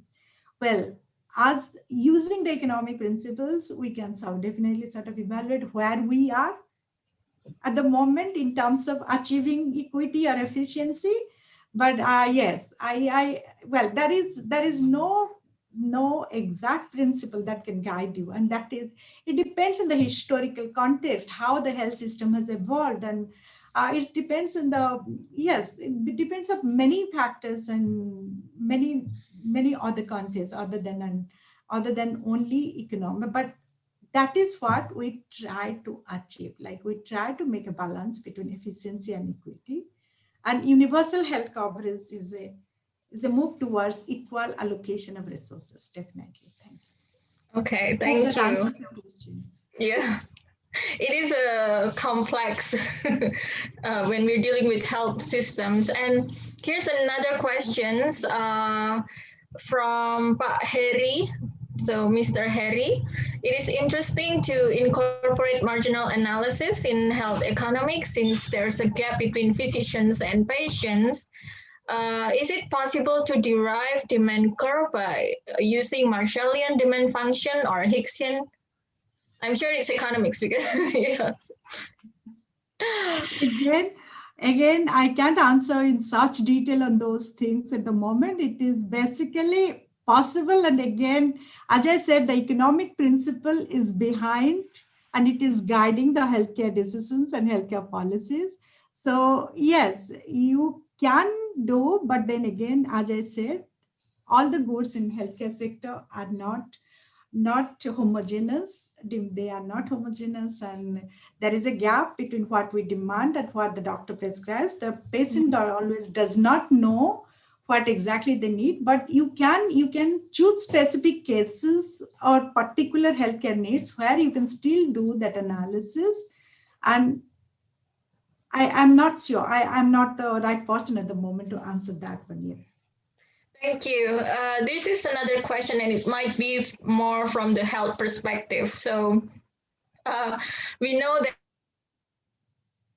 you mentioned that there are resource limitation, and we're competing not only with another sector in terms of resource allocation, but actually even within the health sectors, we're actually, well, yeah, you can say competing because we have preventive public health, and then we also have the research and development. We have the curative, or we have the medicines. In your experience, how to compare all these different indicators, because even within the public health we have different indicators, and as policymakers, how to actually compare and then make the decisions in which area that we want to invest more. Do you have any experience maybe in that regard? Yeah, but that is just the way I answered to 3 in the previous case. There is no certain answer for that. And you can, I agree, like between, just like allocating resources between different sectors within the health sector, that are competing needs, and whether we should even forget about the primary healthcare and the preventive healthcare and the health promotion, even within a specific context, whether you would allocate resources for a certain therapy or not, even for the cancer treatment, which therapy should be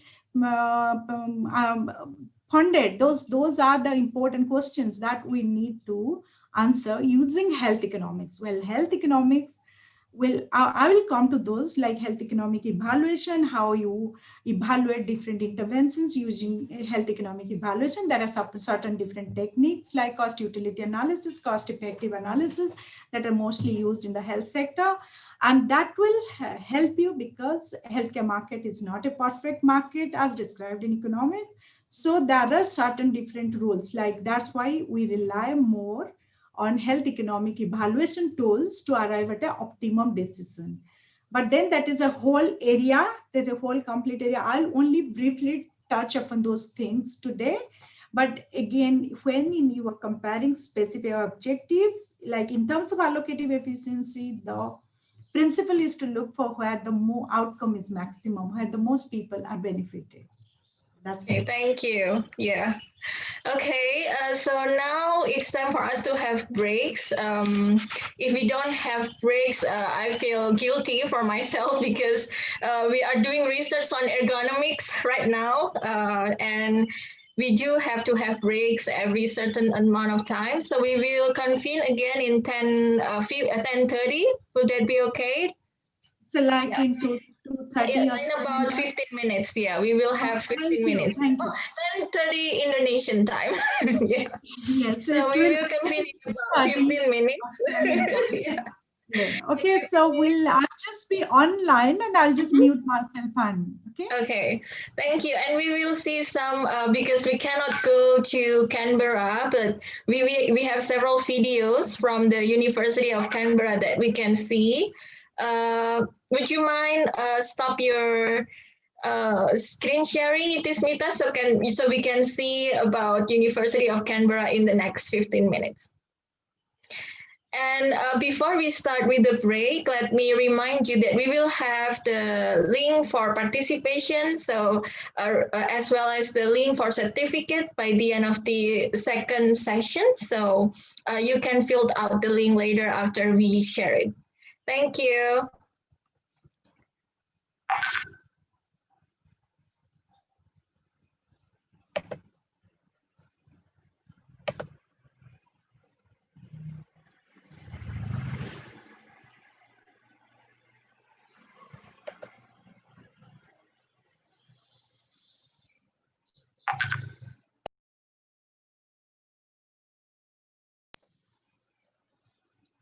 Okay, so we can now have some videos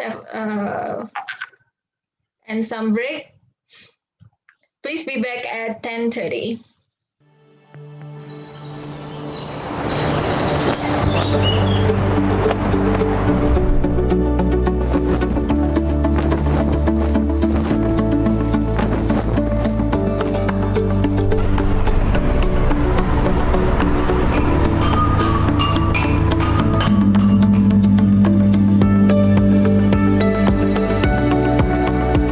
The Faculty of Economics and Business, Universitas 11 Maret, has established its vision to be a leading school of economics and business at the national level and recognized at the international level. FEB-UNS currently has 7 degree programs consisting of 3 bachelor undergraduate programs, 3 master programs, and 1 doctoral program. All programs have been accredited A, Excellent, by the National Accreditation Board.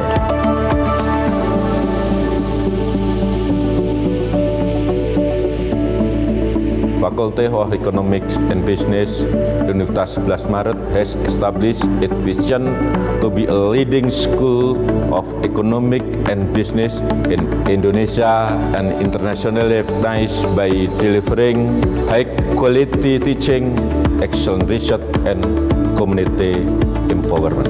FEB-UNS is a member of the AACSB, Association to Advance Collegiate School of Business. The Master of Management program of FEB-UNS has been accredited by ABES 21, the Alliance on Business Education and Scholarship for Tomorrow, since 2016, while the undergraduate program in Management and the undergraduate program in Development Economics have been certified by the ASEAN University Network Quality Assurance since 2018 and 2019, respectively. Research outputs of FEB-UNS have been among the top 5 in Indonesia. A number of articles written by academic staff have been published in prestigious top-tier journals.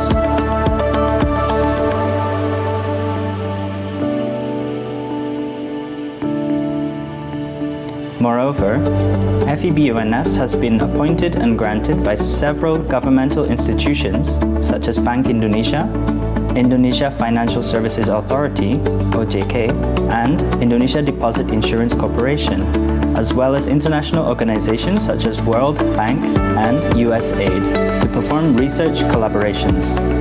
The Faculty of Economic and Business is supported by qualified academic staff with more than 45% hold a doctoral degree. The curriculum is assigned with demand of job market. FEB also participate in Campus Merdeka. FEB-UNS also plays a role in community development through several activities, including community assistance, training and consultancy for micro and small enterprises, rural development, and many others. Students' participation in scientific, art and sport competitions both at the national and international level is also strongly encouraged. Students also have opportunities to intern in corporations, governmental institutions or non-governmental organizations. There are also opportunities for students to participate in international mobility programs. To accelerate the quality of education and research, FEB-UNS has developed mutual partnership with a number of reputable overseas universities and institutions.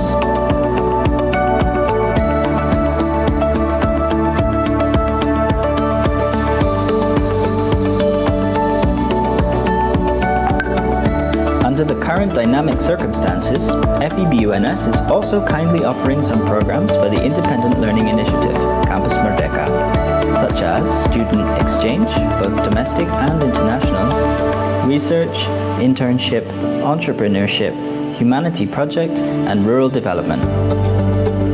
We concerned about university good governance to support division to be an international recognized school on business and economics. This campus is also equipped with complete supporting facilities for students and staff. The physical, social, and psychological environment of FEB-UNS is well built with adequate infrastructure and based on environmentally friendly principles. Wireless internet connection is available throughout the entire campus, and students and staff can access it. The faculty also provides several laboratories, including a computer lab, mini bank lab, export-import lab, Sharia banking lab, Grameen bank lab, and investment gallery to support students' learning and research. During the COVID-19 pandemic, FEB-UNS has kept the education delivered to students at a high level by transforming to a systematic and standardized online teaching and learning system. Our alumni has occupied top management position at the national level in the governmental institution, state-owned enterprises, and private firms. Moreover, students are also provided with many opportunities for development, including student organizations, student competition, internship, international mobility, and many others. FEB-UNS graduates have been recognized at the national level, and its alumni have occupied top positions in corporate and governmental agencies. Among them are Wimbo Santoso, who is currently the chairman of the Indonesia Financial Services Authority, OJK. Tony P. Juwono is the Deputy Governor of Bank Indonesia, the Central Bank of Indonesia. Didik Hartantyo is the President Director of PT KAI, the Indonesian Railways Company. Haryanto is the owner of Dimension Footwear Group, which owns 2 reputable footwear brands in Indonesia with more than 30,000 employees.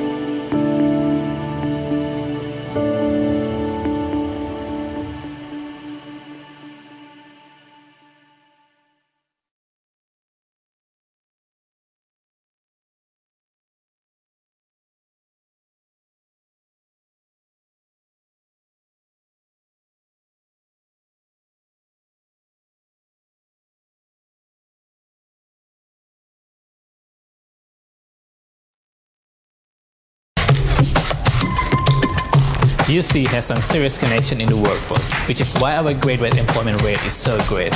Our work-integrated learning helps you to prepare for the real world with the right mix of skills, knowledge, and experience. We can take you to places like here, here, and here.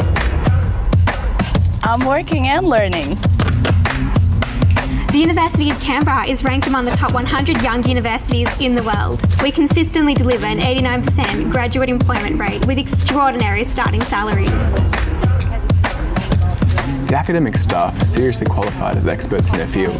We have professors, lecturers and other teaching staff that offer unique and engaging classes. Oh, sorry, I was actually just saying how great. We know that the uni experience is more than just learning from some of the country's top minds.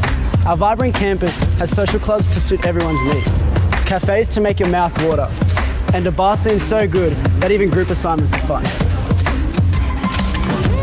And of course, you can't have the University of Canberra without Canberra.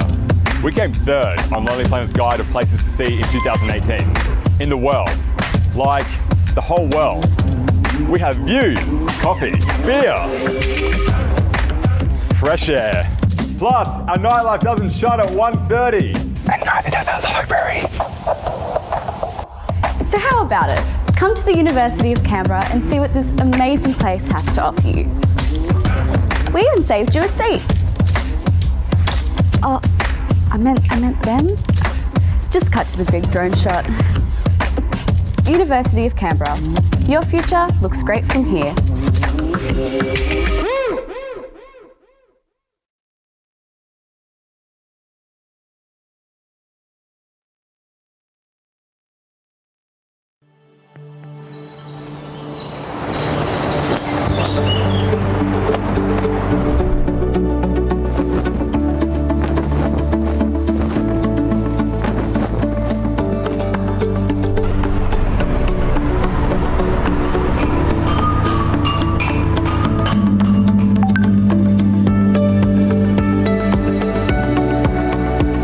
The Faculty of Economics and Business, Universitas 11 Maret, has established its vision to be a leading school of economics and business at the national level and recognized at the international level.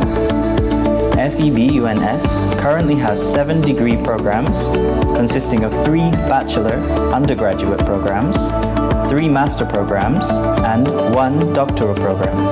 All programs have been accredited A, Excellent, by the National Accreditation Board.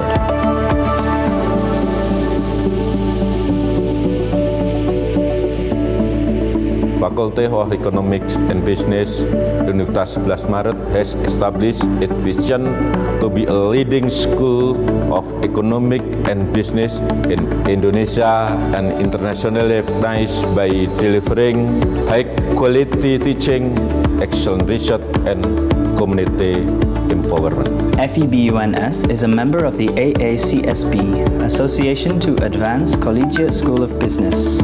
The Master of Management program of FEB-UNS has been accredited by ABES 21, the Alliance on Business Education and Scholarship for Tomorrow, since 2016, while the undergraduate program in Management and the undergraduate program in Development Economics have been certified by the ASEAN University Network Quality Assurance since 2018 and 2019, respectively.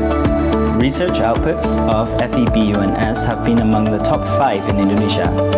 A number of articles written by academic staff have been published in prestigious top-tier journals.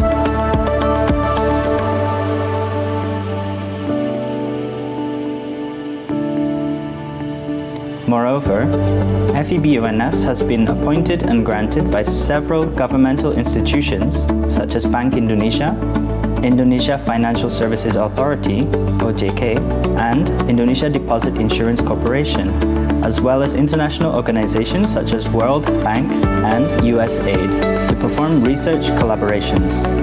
The Faculty of Economic and Business is supported by qualified academic staff with more than 45% hold a doctoral degree. The curriculum is assigned with demand of job market. FEB also participate in Campus Merdeka. FEB-UNS also plays a role in community development through several activities, including community assistance, training and consultancy for micro and small enterprises, rural development, and many others. Students' participation in scientific, art, and sport competitions, both at the national and international level, is also strongly encouraged. Students also have opportunities to intern in corporations, governmental institutions, or non-governmental organizations. There are also opportunities for students to participate in international mobility programs. To accelerate the quality of education and research, FEB-UNS has developed mutual partnership with a number of reputable overseas universities and institutions.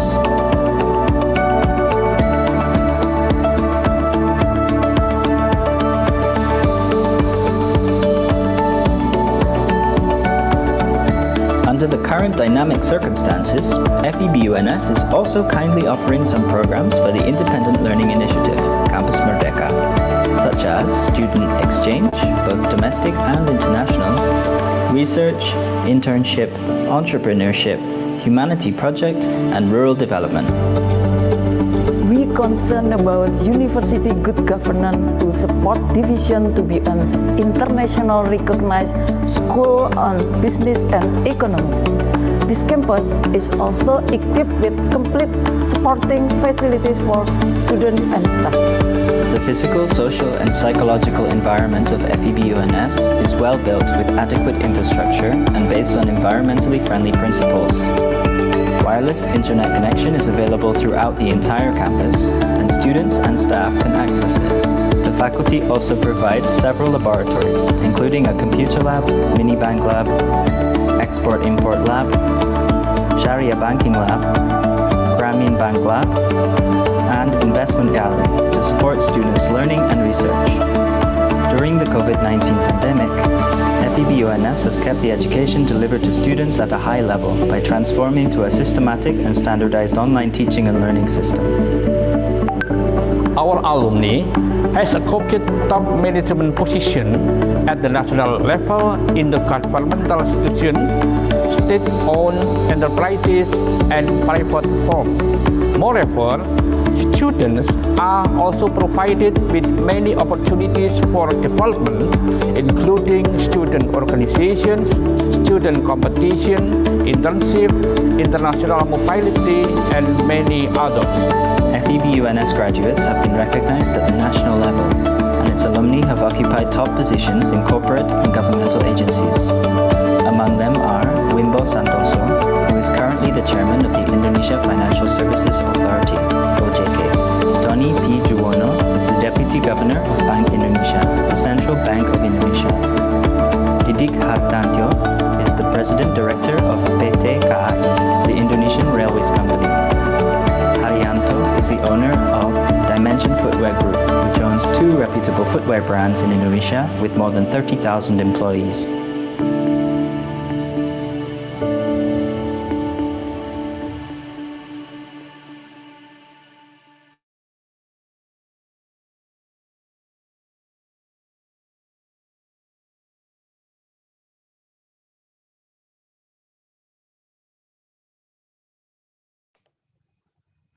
Okay, thank you. So we have virtually go to University of Canberra, and also you see some profile of our university, Universitas 11 Maret.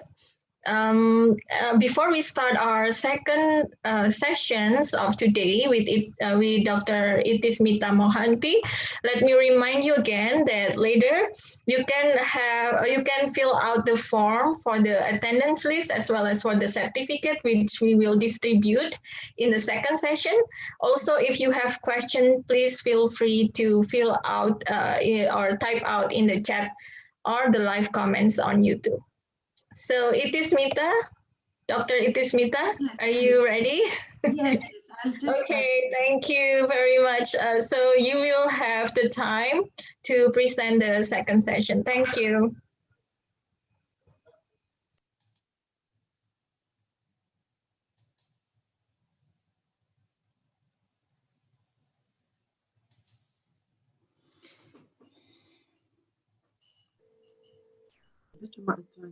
Okay, thank you, Victory, again. So this part will mostly concentrate on market failure and health economics. And if you remember, we ended with efficiency and how we intend to achieve efficiency and equity in healthcare. So basically, efficiency is one of the reasons given in support of markets in economics.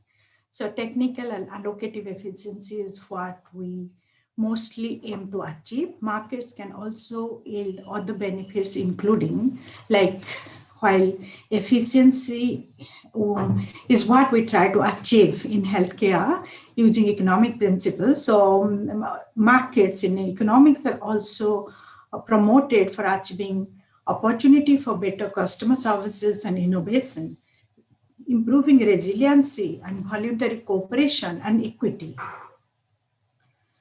So the market can act as a powerful and different information system that transmits intelligence to consumers and producers that is useful for decision making. And for instance, changes in consumer tastes are quickly communicated to producers via market prices. So if there is a change in consumers' tastes and preferences, they don't like certain product and they prefer certain product over certain other products, like product A over product B, then these choices are very well transmitted through the market mechanism to the producers through their demand and through the prices. So the search for profits drives producers to offer new products or services and make them in more cost-effective ways. So that's what also market promotes. If the market is free and competitive, it is likely to force producers and consumers to adjust their production and consumption practices to the most desired direction, in the most desired practices. So, is there a free market actually in healthcare that we are looking for? The theoretical model of perfectly competitive market could explain certain healthcare services, for example, cosmetic surgery market, whereas there is a demand for cosmetic dentistry, people are willing and able to pay for it as it gives them utility or satisfaction. People consciously compare the satisfaction gained from this treatment with that from other purchases. So the trade-offs and opportunity costs, people consciously compare their satisfaction and they are conscious about the trade-offs and opportunity costs in the market. One can examine changes in market using supply and demand curves for cosmetic surgery and find where the market is in equilibrium. So basically, there was a question, if you remember in the break, like whether we can use different demand functions for analyzing certain aspects of healthcare. Well, there are some examples here where it can exactly fit in, but yes, but in other aspects of demand and supply, we need to be careful how we apply because there would be distinct differences. So it is possible to investigate what is happening in this market due to changes in demand and supply, like in the cosmetic dentistry market, a cosmetic surgery market, what this market due to changes in demand and supply and as caused by changes in one or the other determinants. The resulting changes in equilibrium bias and quantity would guide allocation or reallocation of resources. So healthcare markets, as we know, rarely meet the conditions of a perfect competition. The assumptions of perfectly competitive market may not be realistic in relation to most healthcare. And like healthcare markets rarely meet the conditions of a perfect competition. There are several ways that health services are not perfectly competitive. For some areas of healthcare, there may be many suppliers, but for others, there are not. Different providers are not selling identical products. The quality of care and the services is known to vary between providers. Many illnesses do not repeat themselves. So most healthcare services are by nature heterogeneous. And there are barriers to entry into the healthcare system, including qualifications, licensing requirements for the physicians and the health services. And in healthcare, most medical information is technically complex, so not easily understood by a layperson. For a lot of healthcare, consumers are not fully informed about what services they need and cannot be sure about differences in quality between the providers because they don't have the full information, they don't have the full knowledge about the healthcare need of their own. So different healthcare markets might feature these characteristics to a different extent. While examples of conditions for perfectly competitive markets are hard to find in healthcare, this does not mean that market forces do not operate in healthcare. Healthcare markets rarely meet the conditions of a perfect competition. Nevertheless, markets and market forces do exist in healthcare in spite of the typically extensive role of the state. So there are different types of failures that may occur in healthcare market. The healthcare market is characterized by a number of market failures, such as monopoly, externalities, public goods, and asymmetry of information. Now, a monopoly is a market structure that is characterized by a single supplier or a seller. As compared to corporate competition, where we had many buyers and sellers, monopoly is characterized by a single supplier in the market that provides the market a healthcare good or service with no close substitutes. The most healthcare markets are defined as a monopoly. Each provider may, even if they provide the same services in the medical field, if you think someone orthopedic physicians is providing the same services, but they might vary depending on the qualitative aspect of the services they provide. So most are close substitutes. They are not homogeneous. For instance, a provider of healthcare for appendicitis is a good example, as there is no real substitute for surgical treatment. So in rural areas, many health services are delivered by hospitals or institutions that hold a monopoly power. They hold a complete monopoly power. They don't have any other substitutes available. So only seller of a good or service that does not have a close substitute is exactly what we define a monopoly market is, and we see such markets mostly in healthcare. Now, the next market failure happens because of the conditions of externalities. An externality is a cost or benefit arising from an individual's production or consumption decisions, which indirectly affects the well-being of others. So externality is a situation where the consumption or production of a good or service by an individual influences others in the circumstances. It doesn't influence the individual himself or herself only. So the private demand curve reflects self-assessed benefits to individuals. When there are external costs or benefits, the prices involved in the transaction do not take these costs and benefits into account. This failure can lead the free market to underprovide or overprovide a good or service. So if there are positive externalities, the market will underprovide. And if there are negative externalities, it might overprovide. So externality is a form of market failure. If the government does not intervene in the allocation of resources or in subsidizing or taxing the prices, then due to externalities, market in healthcare will not be able to allocate resources efficiently. Now the next condition of market failure is public goods. Public goods is another case of market failure and the suboptimal allocation of a good or service. Public good is a good or service that can be consumed simultaneously by everyone. It is non-optimal and from which no one can be excluded. It is non-excludable. Individuals can consume or use the good even if they don't pay for it. This is called free riding, street lights, free medication, and most cases in public health promotion is a public good, and pre-vaccination would also be a public good. So such good services is underprovided or not provided at all by the market as individuals benefit without having to contribute to the cost. So again, public good is a form of market failure. In healthcare, a public good, in general, healthcare does not satisfy the two important characteristics of public good. It is rival. If everyone consumes a drug or a consultation, a vaccination or a syringe, then there is one drug, consultation, vaccination or syringe less available for others to consume. So it is rival in nature because of this characteristic. Healthcare is also excludable. Providers can easily prevent individuals from consuming. So all of the health sector, all of the healthcare is not public good, but certain aspects of healthcare is a public good. For example, infection control such as malaria management is public good. This is non-rival. No one can be excluded from this benefit. Health promotion, prevention, information, an integral part of many public health programs is considered to be a public good. It is inherently non-excludable, free riding. Some individuals consume more than their fair share of the good than others. So non-rivalry leads to lower than socially optimal consumption.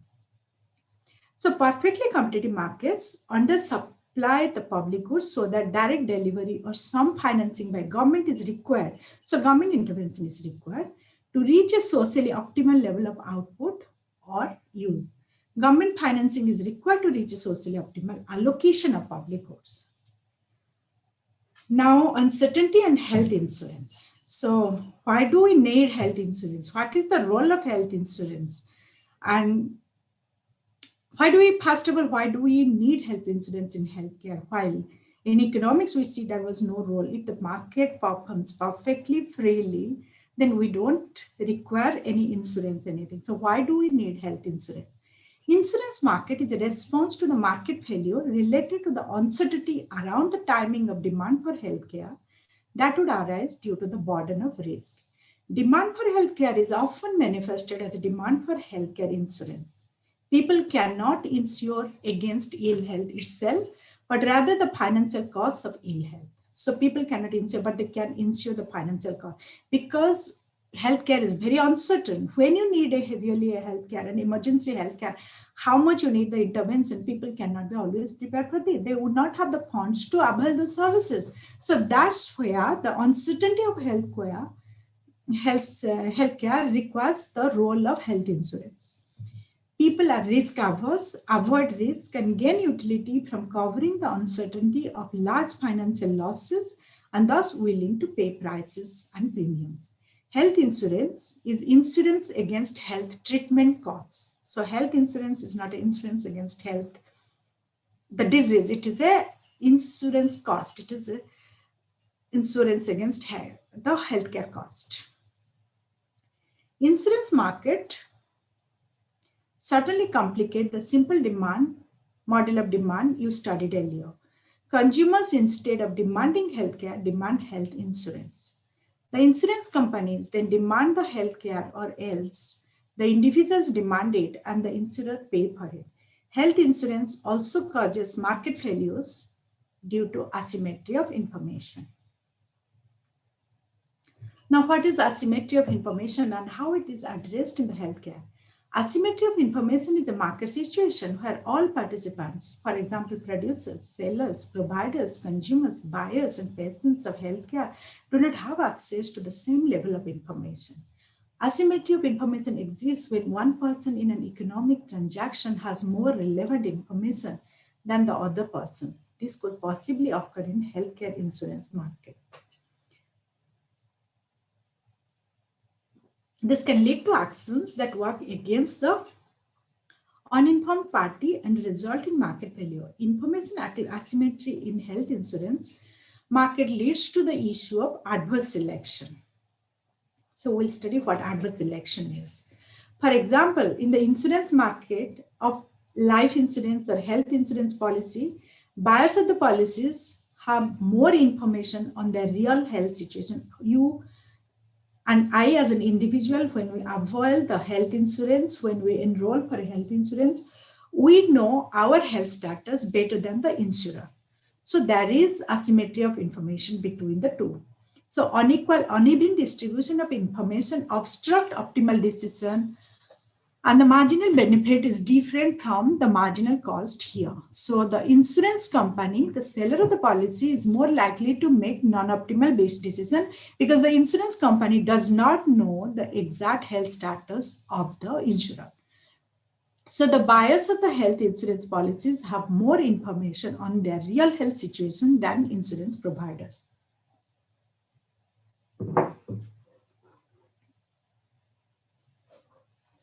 So because of the asymmetry of information, adverse selection happens. There are two kinds of asymmetry of information: adverse selection and moral hazard. So adverse selection is the situation in which one party to a transaction takes advantage of knowing more information than the other party to the transaction. This is making a decision without all of the information, which is against the basic principles of economics, as you remember, which can result in an undesirable result. Individuals who have known their own health risk will benefit most from their insurance policy. This is the problem of hidden information. The buyers have more information than the sellers of the policy insurance company. This could lead to the collapse of the health insurance market and the company. In the case of insurance, if someone thinks they are at lower risk, then they are less likely to take out the insurance than someone who believes themselves to be at high risk. This will mean that only high-risk people will pull their risk and lower-risk people will not. This is known as adverse selection. If the insurer could afford to gather information on the risk level of each person, the insured, then they could offer a premium that was beneficial to each person. This can lead to the collapse of the market as insurers select to cover risk adversely to themselves. Now, what is moral hazard? Moral hazard is another form of market failure in both healthcare provision and health insurance markets. It is the situation when someone takes more risk because he knows that he is protected due to somebody else bearing the cost of those risks. So it's basically, it happens with the insurance market when people are insured against certain healthcare needs and they don't need to pay it from there. They don't pay the upfront payment of the healthcare need, and the insurance company pays for it. They tend to overutilize the healthcare service. The informed person, after the transaction has been agreed upon, uses his information to the disadvantage of the uninformed person. For instance, someone who is insured for life or health may have become reckless in his action or make less effort to avoid the need for healthcare. Hence, insured individuals might not undertake exercise, might drink excessive alcohol or smoke because they know that the expenses of their healthcare, they are not going to bear it. The insurance company, they're insured, they're paying the premiums, and the insurance company will take care of them when they fall asleep. So these are certain moral hazards that happen in a healthcare market because of the health insurance, existence of health insurance, and asymmetry of information. Insurers could suffer financially from consumer moral hazard. Now, agency relationship that exists in healthcare market, and that further promotes adverse selection and moral hazard. So what is agency? If you remember in the demand model, consumers in the case of healthcare patients said to be sovereign. They should have all the information and they make the decision what they need. But in healthcare, that is not true. That cannot happen. Because for many areas of healthcare, these conditions does not hold and patient sovereignty is limited because physicians influence their choice.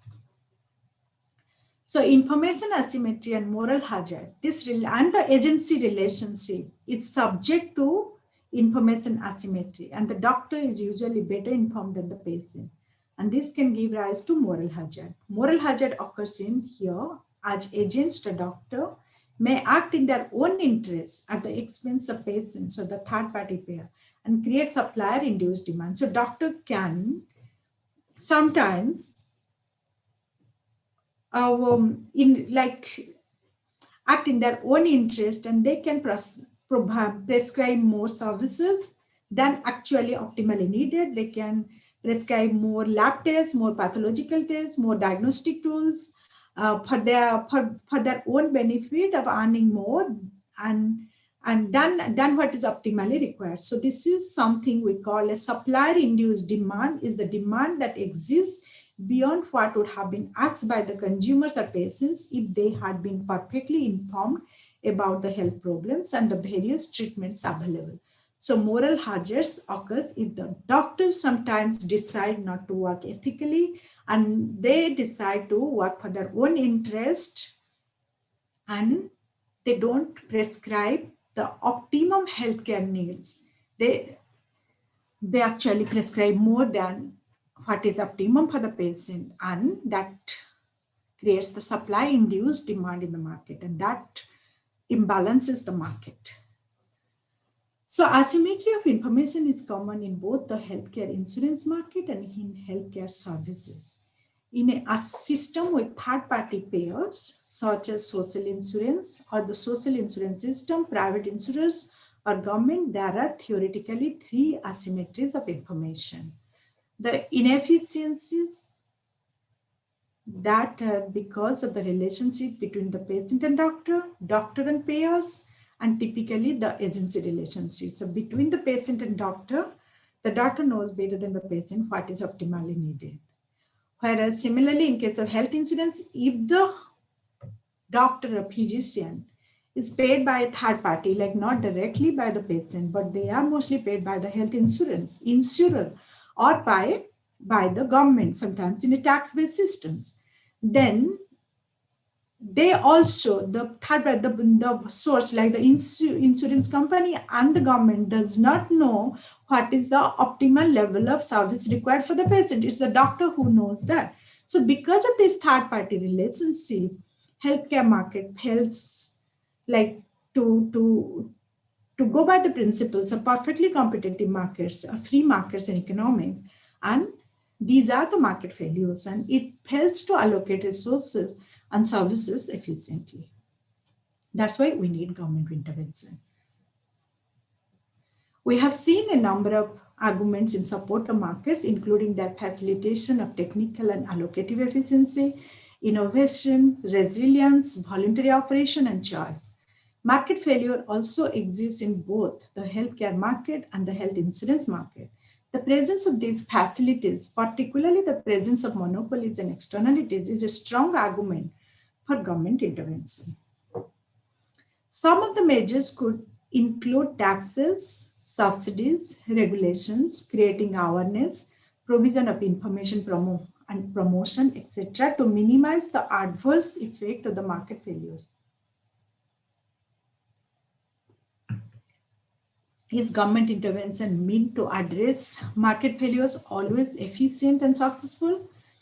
Well, not necessarily. That could be what is called government failure.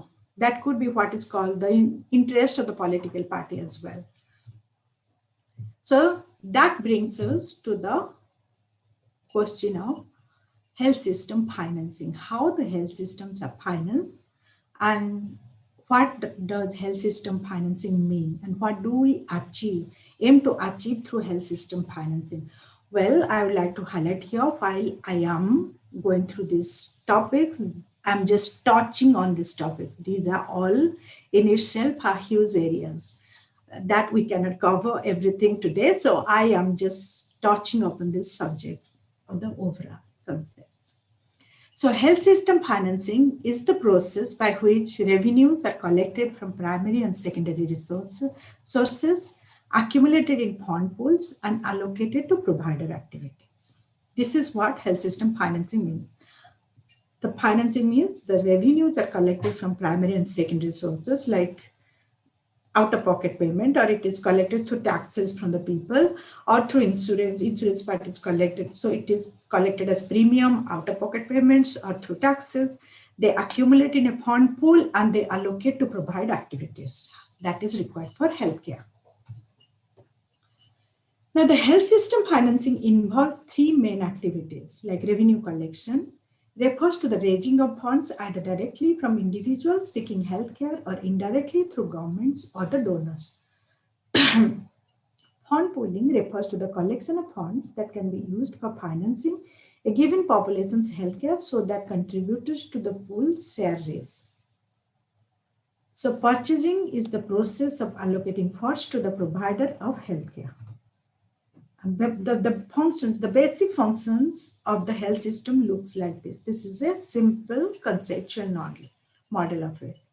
So financing through revenue collection, fund pooling and purchasing, and provisions through personal healthcare services, non-personal healthcare services, while health system also involved in resource generation and stewardship.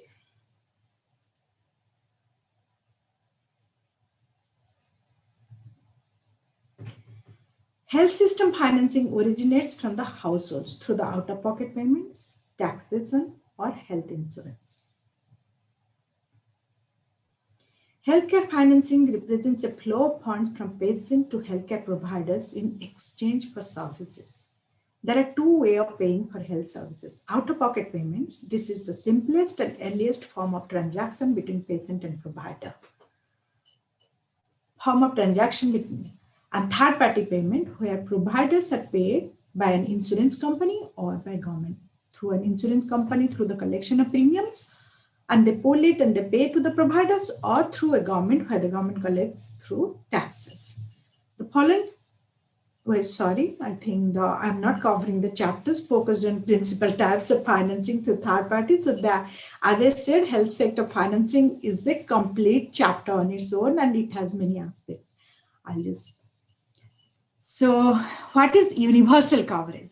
Universal coverage focuses on providing protection from paying for healthcare out of pocket at the time of service use and protecting from catastrophic health expenditure. So universal coverage is promoted in recent days, and it was established through World Health Organization, through the World Health Assembly, occurred in 2005, and it focuses on providing protection from paying for healthcare out of pocket at the time of service use and protecting from catastrophic health expenditure. As you remember, in health economics, we try to achieve efficiency and equity as well. So this is mostly focused on the equity aspect of objective. So universal health coverage implies that non-financial barriers such as distance and acceptability of services, especially quality of care, should also be addressed. Universal health coverage implies equity of access and financial risk protection because healthcare is a basic need, and to achieve efficiency and equity and to cater to more number of people in the world, we need to rely on universal health coverage so that we can promote equity, access, protection against financial risk so that people can be protected from catastrophic health expenditure and making out-of-pocket expenditures.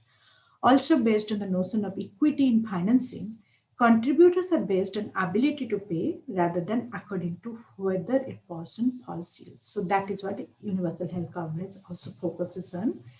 Like everyone should be paying for their healthcare, like in present and in future, so that the funds should be pooled and resources should be allocated in a manner based on the ability to pay of the person, not on how much a person is ill, because that can be inequitable. One key drawback in using predominantly private health insurance systems are the problems of adverse selection and access to care for the poor. So universal health coverage, in certain countries, they try to achieve universal health coverage through private health insurance system, but there can be limitations of that. So universal health coverage as an objective was established in 2005. The World Health Organization's World Health Assembly urged member states to develop health financing systems that aim to achieve universal coverage. Countries are currently contemplating moving towards a sustainable universal coverage.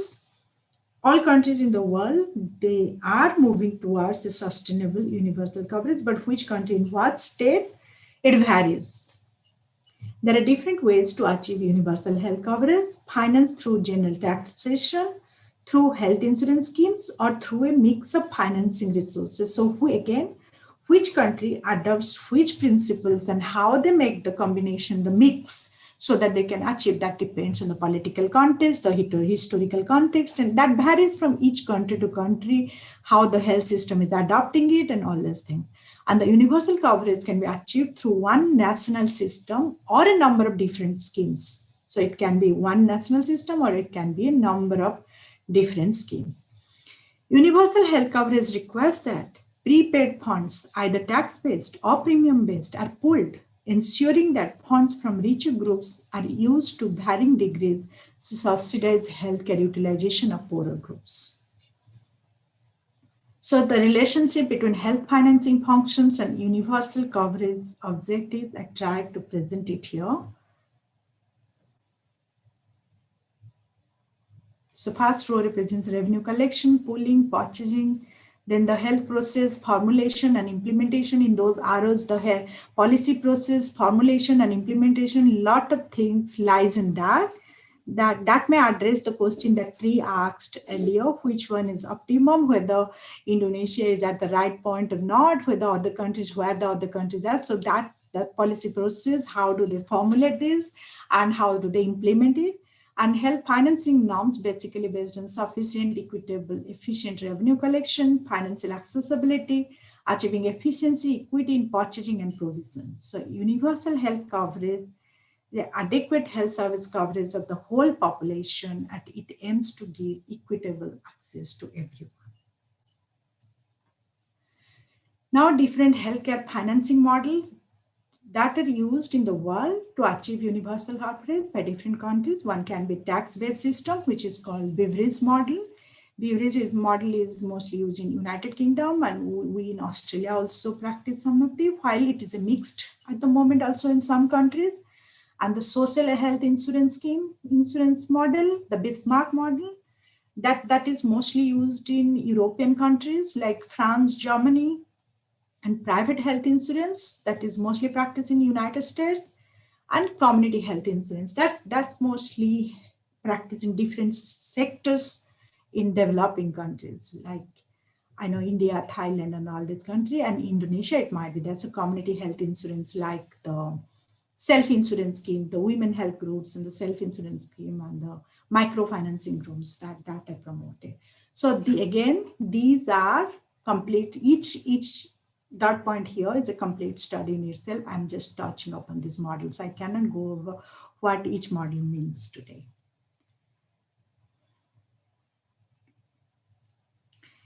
Now, moving away from universal health coverage, equity, and efficiency aspects, why do we need? Because this presentation today is also about how do we apply health economics to health. So health economics is applied to health in terms of econometric modeling, in terms of economic evaluation. And so why do we need modeling in a simple language? And what is a model? A model is a simplified presentation of the real world that is useful in supporting decision-making. In its broadest sense, the term modeling can be taken to study any relationship beyond the direct application of observed data. And econometric modeling is the tool economists use to forecast future developments in the economy. They measure past relationship among such variables as health expenditure, health insurance, income, tax rates, interest rates, employment, disease risk factors, behavioral factors, health outcomes, and the like, and then try to forecast for changes in some variables will affect the future course of others. So they try to make project forecast and make analysis, study, so that they can influence decision making and policy making. So in the health sector, the purpose of modeling is to structure evidence on clinical and economic outcomes in a form that can inform decisions about clinical practices and healthcare resource allocation. So models synthesize evidence on health consequences and costs from many different sources. Like that's why we use model, because healthcare is a complex, it's a complex combination of different sectors in it, and it was influenced by multiple factors. So using a model or in econometric analysis, using econometric model synthesizes evidence on health consequences and costs from many different sources, including clinical trials, observational studies, insurance claim database, case registry, public health statistics, and preference surveys. A model's logical mathematical framework for the interaction of facts and values and links this data to outcomes that are of interest to healthcare decision makers. So that's why we need models to study which decision is optimum, because the healthcare market is not a perfectly competitive market, because we face market failure. So use these tools like modeling tools to understand the market, and so that we can make better decision making, we can influence our decision making. So that's basically a simple example of a healthcare market, how it is influenced by different factors. So modeling or health economic modeling, econometric modeling actually helps in replicating the real world situation, and you do data analysis based on previous experience and practice and observational data and clinical information, and then you can do models to inform the future course of action.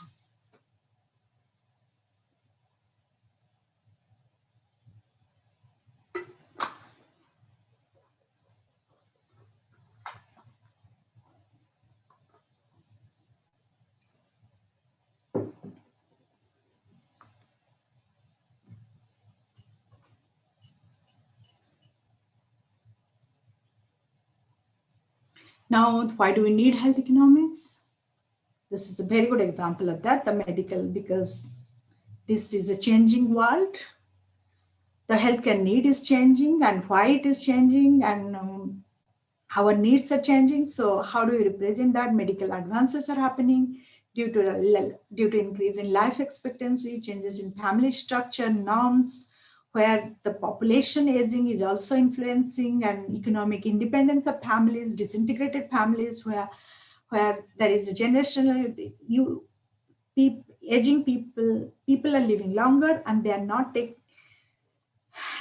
taken care of within the family all the time because of economic needs. Families do go to workforce and everyone works there. So these are the different changes that we see in the real world. So changes in family structure due to the fall in the fertility requirement, demographic changes, then advances in health research, higher expectations among people, increase in income, economic developments, and that brings in higher expectations among people, and public health awareness and medical advances. So they are a complete circle and they influence each other, and need for health economics is there for better decision making.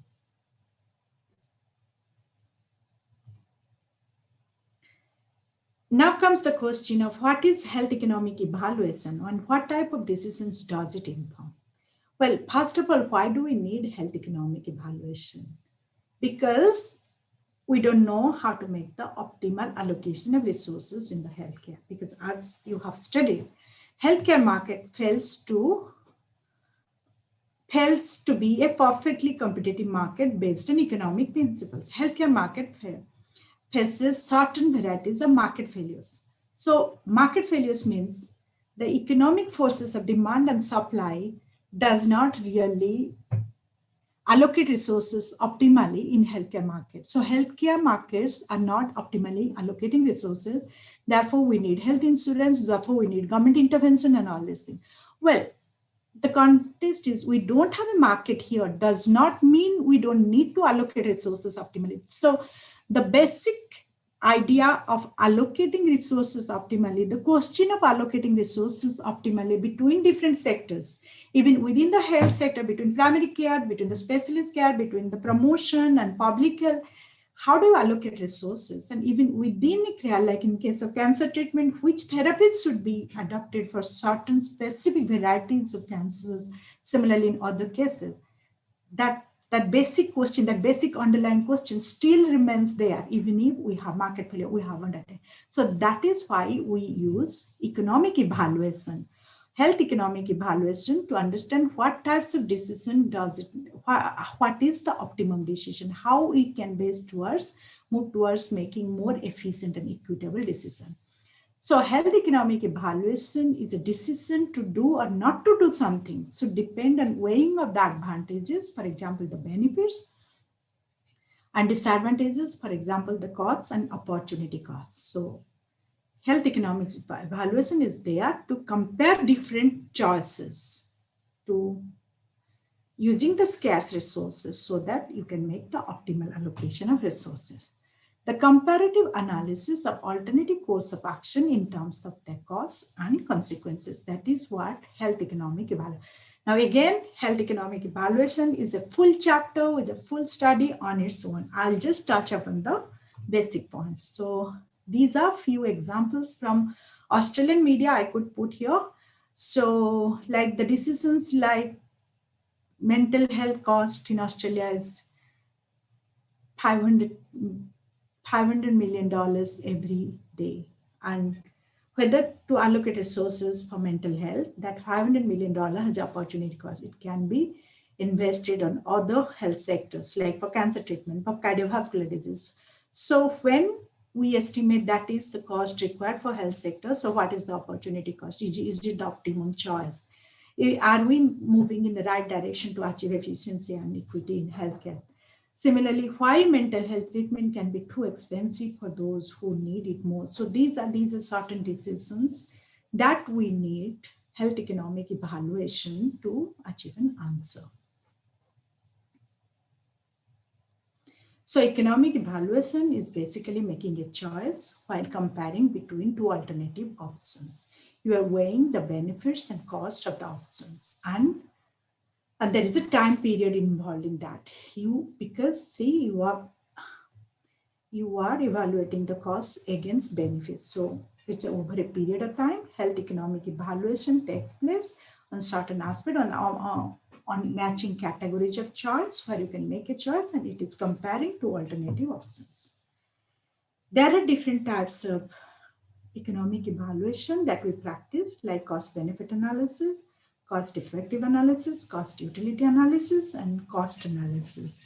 And mostly in the health sector, we use cost effective analysis and cost utility analysis. And depending on which analysis you will use, again, I cannot go through each of this in detail today, but you can find it in any book on health economics to study about it. And yeah, so and whether you will use a cost benefit analysis, it depends on the type of evaluation you are making and what is your outcome measure. So what type of outcome measure? If you are comparing the outcome across different sectors, then maybe cost benefit analysis is the best way. But cost effective and cost utility analysis is mostly practiced in health sector, where the outcomes would be more like in natural units of healthcare, like you are measuring points of blood pressure, years of life gained, and reduction in blood pressure. So then you can use cost-effective analysis. Whereas cost utility analysis is like years of life saved, disability adjusted life years, quality adjusted life years. So when those outcomes are measured in those units, then you can use cost utility analysis. Really, cost analysis is something when the outcome measures are exactly the same and you will try to minimize cost. While that is not the most efficient way of utilizing, but depending on circumstances and available information and resources, you can use different types of economic evaluation for reaching your outcome. Well, that brings to the end of my topic, end of my presentation today. I'll just in the end, I'll present some of my research areas that I am publicly mostly working with. At University of Canberra, I'm working in the public health discipline, and I'm working on health economics and econometrics modeling. I mostly use this tool to do my research.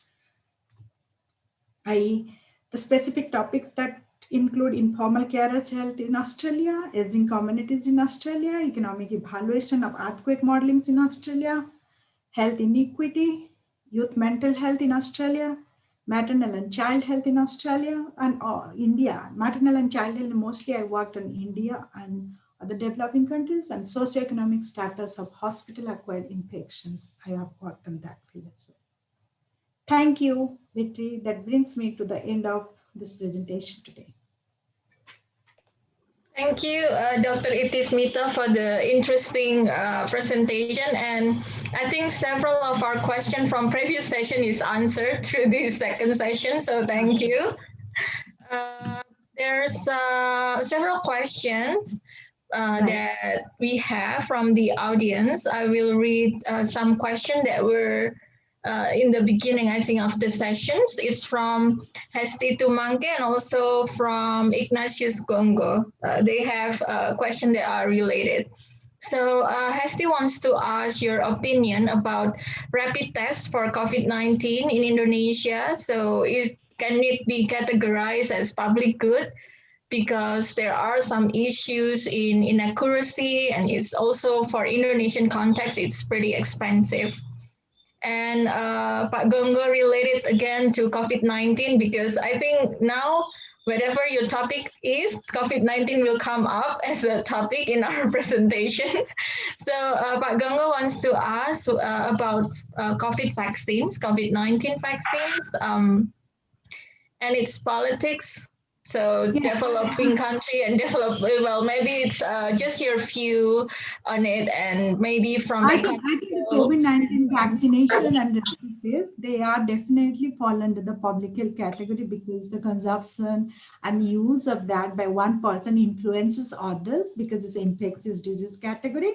So I have said like the infant. So I think that is exactly falling into the public goods category, but so it should be, well, by principle, it should be made free. And but again, it depends, because the way COVID-19 arrived in this world, and the level and scale of this disease and the impact is so vast and it has stopped our business operations and trade and everything for such a long period of time. It depends on the specific country context, how much resources they can have, and and how best they can utilize. But definitely it falls into the categories of public goods. Public goods. Okay, thank you. There's another questions. I will try to summarize. So we know, I think it's similar in Australia. In Indonesia, we have private sectors for healthcare and also public sectors. And usually the public sectors can act like a safety net. So because people can access that with lower cost. And now in COVID-19, we have both public sector and private sector sometimes at full capacity to actually serve, as in healthcare is probably in full capacity. So we'd like to know what do you think about integrating these two market segments, because we have private sector usually for richer population in Indonesia, and then for public sector is usually for the lower socioeconomic status population. What do you think about that, and how it impact the healthcare system? Well, I covered it in my universal health coverage, where it says while the basic aim is to achieve equity and serve more people, more number of health, more number of people, different healthcare system approach it differently. You can go it through private health insurance, you can go it through social insurance, or you can go, but even most countries use a mix of it. Like in certain, like I couldn't discuss those models specifically. So yeah, certain countries use mostly they use a mix of different sectors, but to cater to different sectors of the population.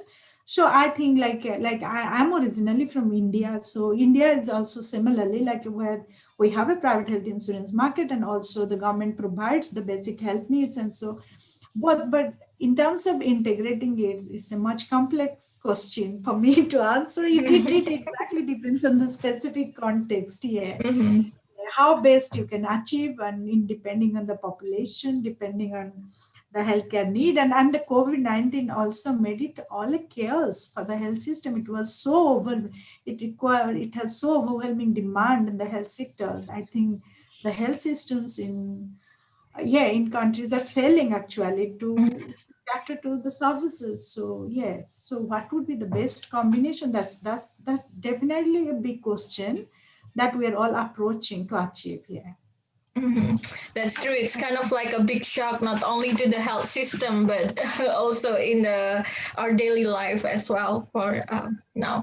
And I think we come to the end of the sessions. Before we conclude, there is this habit that we do have. We want to have the picture for all. So we want to take a picture. So everybody, please turn on your videos. And we can have virtual applause for Dr. Itismita for the very interesting and wonderful presentation. Thank you. We learned a lot today. Okay, Itismita, maybe you need to stop sharing. Would you stop the screen sharing so that we can see all the faces? Yeah, I think we see most of the participants.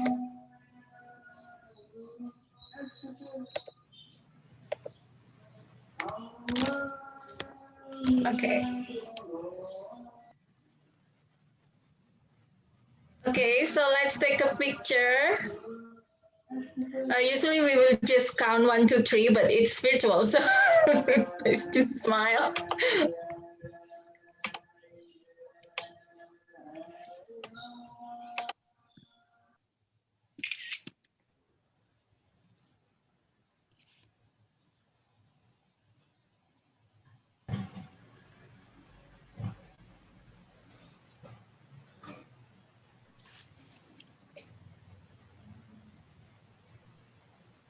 Okay, I think we have all the pictures. Again, thank you, Dr. Itismita, for your very interesting and also very wonderful speech today. We learned a lot. And on behalf of the Universitas 11 Maret, we thank you for your coming virtually to our university. Hopefully we can come in person. Maybe I'm looking forward to that. I'm looking forward to that. You already see the faculty of business from the video, but we want you to see directly also. And thank you for all the participants. Let's give virtual applause to Dr. Itismita, you can do the reaction. Let's give her some love. Yeah, I see a lot of love and also applause here. And thank you, Mira, Professor Yana Miranti, also for coming. And I see Dennis as well, some of our colleague and also collaborator. I think I see Tesfaye as well. Thank you also for all the attendance. Don't forget to fill out the attendance list as well as the certificate, because then you will have the certificate sent directly to your email. Okay, thank you very much. See you next week. We still have one more series, workshop series, so we can still see you next week. Thank you. Assalamualaikum. Thank you. Waalaikumsalam. Thank you, Itismita. Thank you. Thank you. Thank you.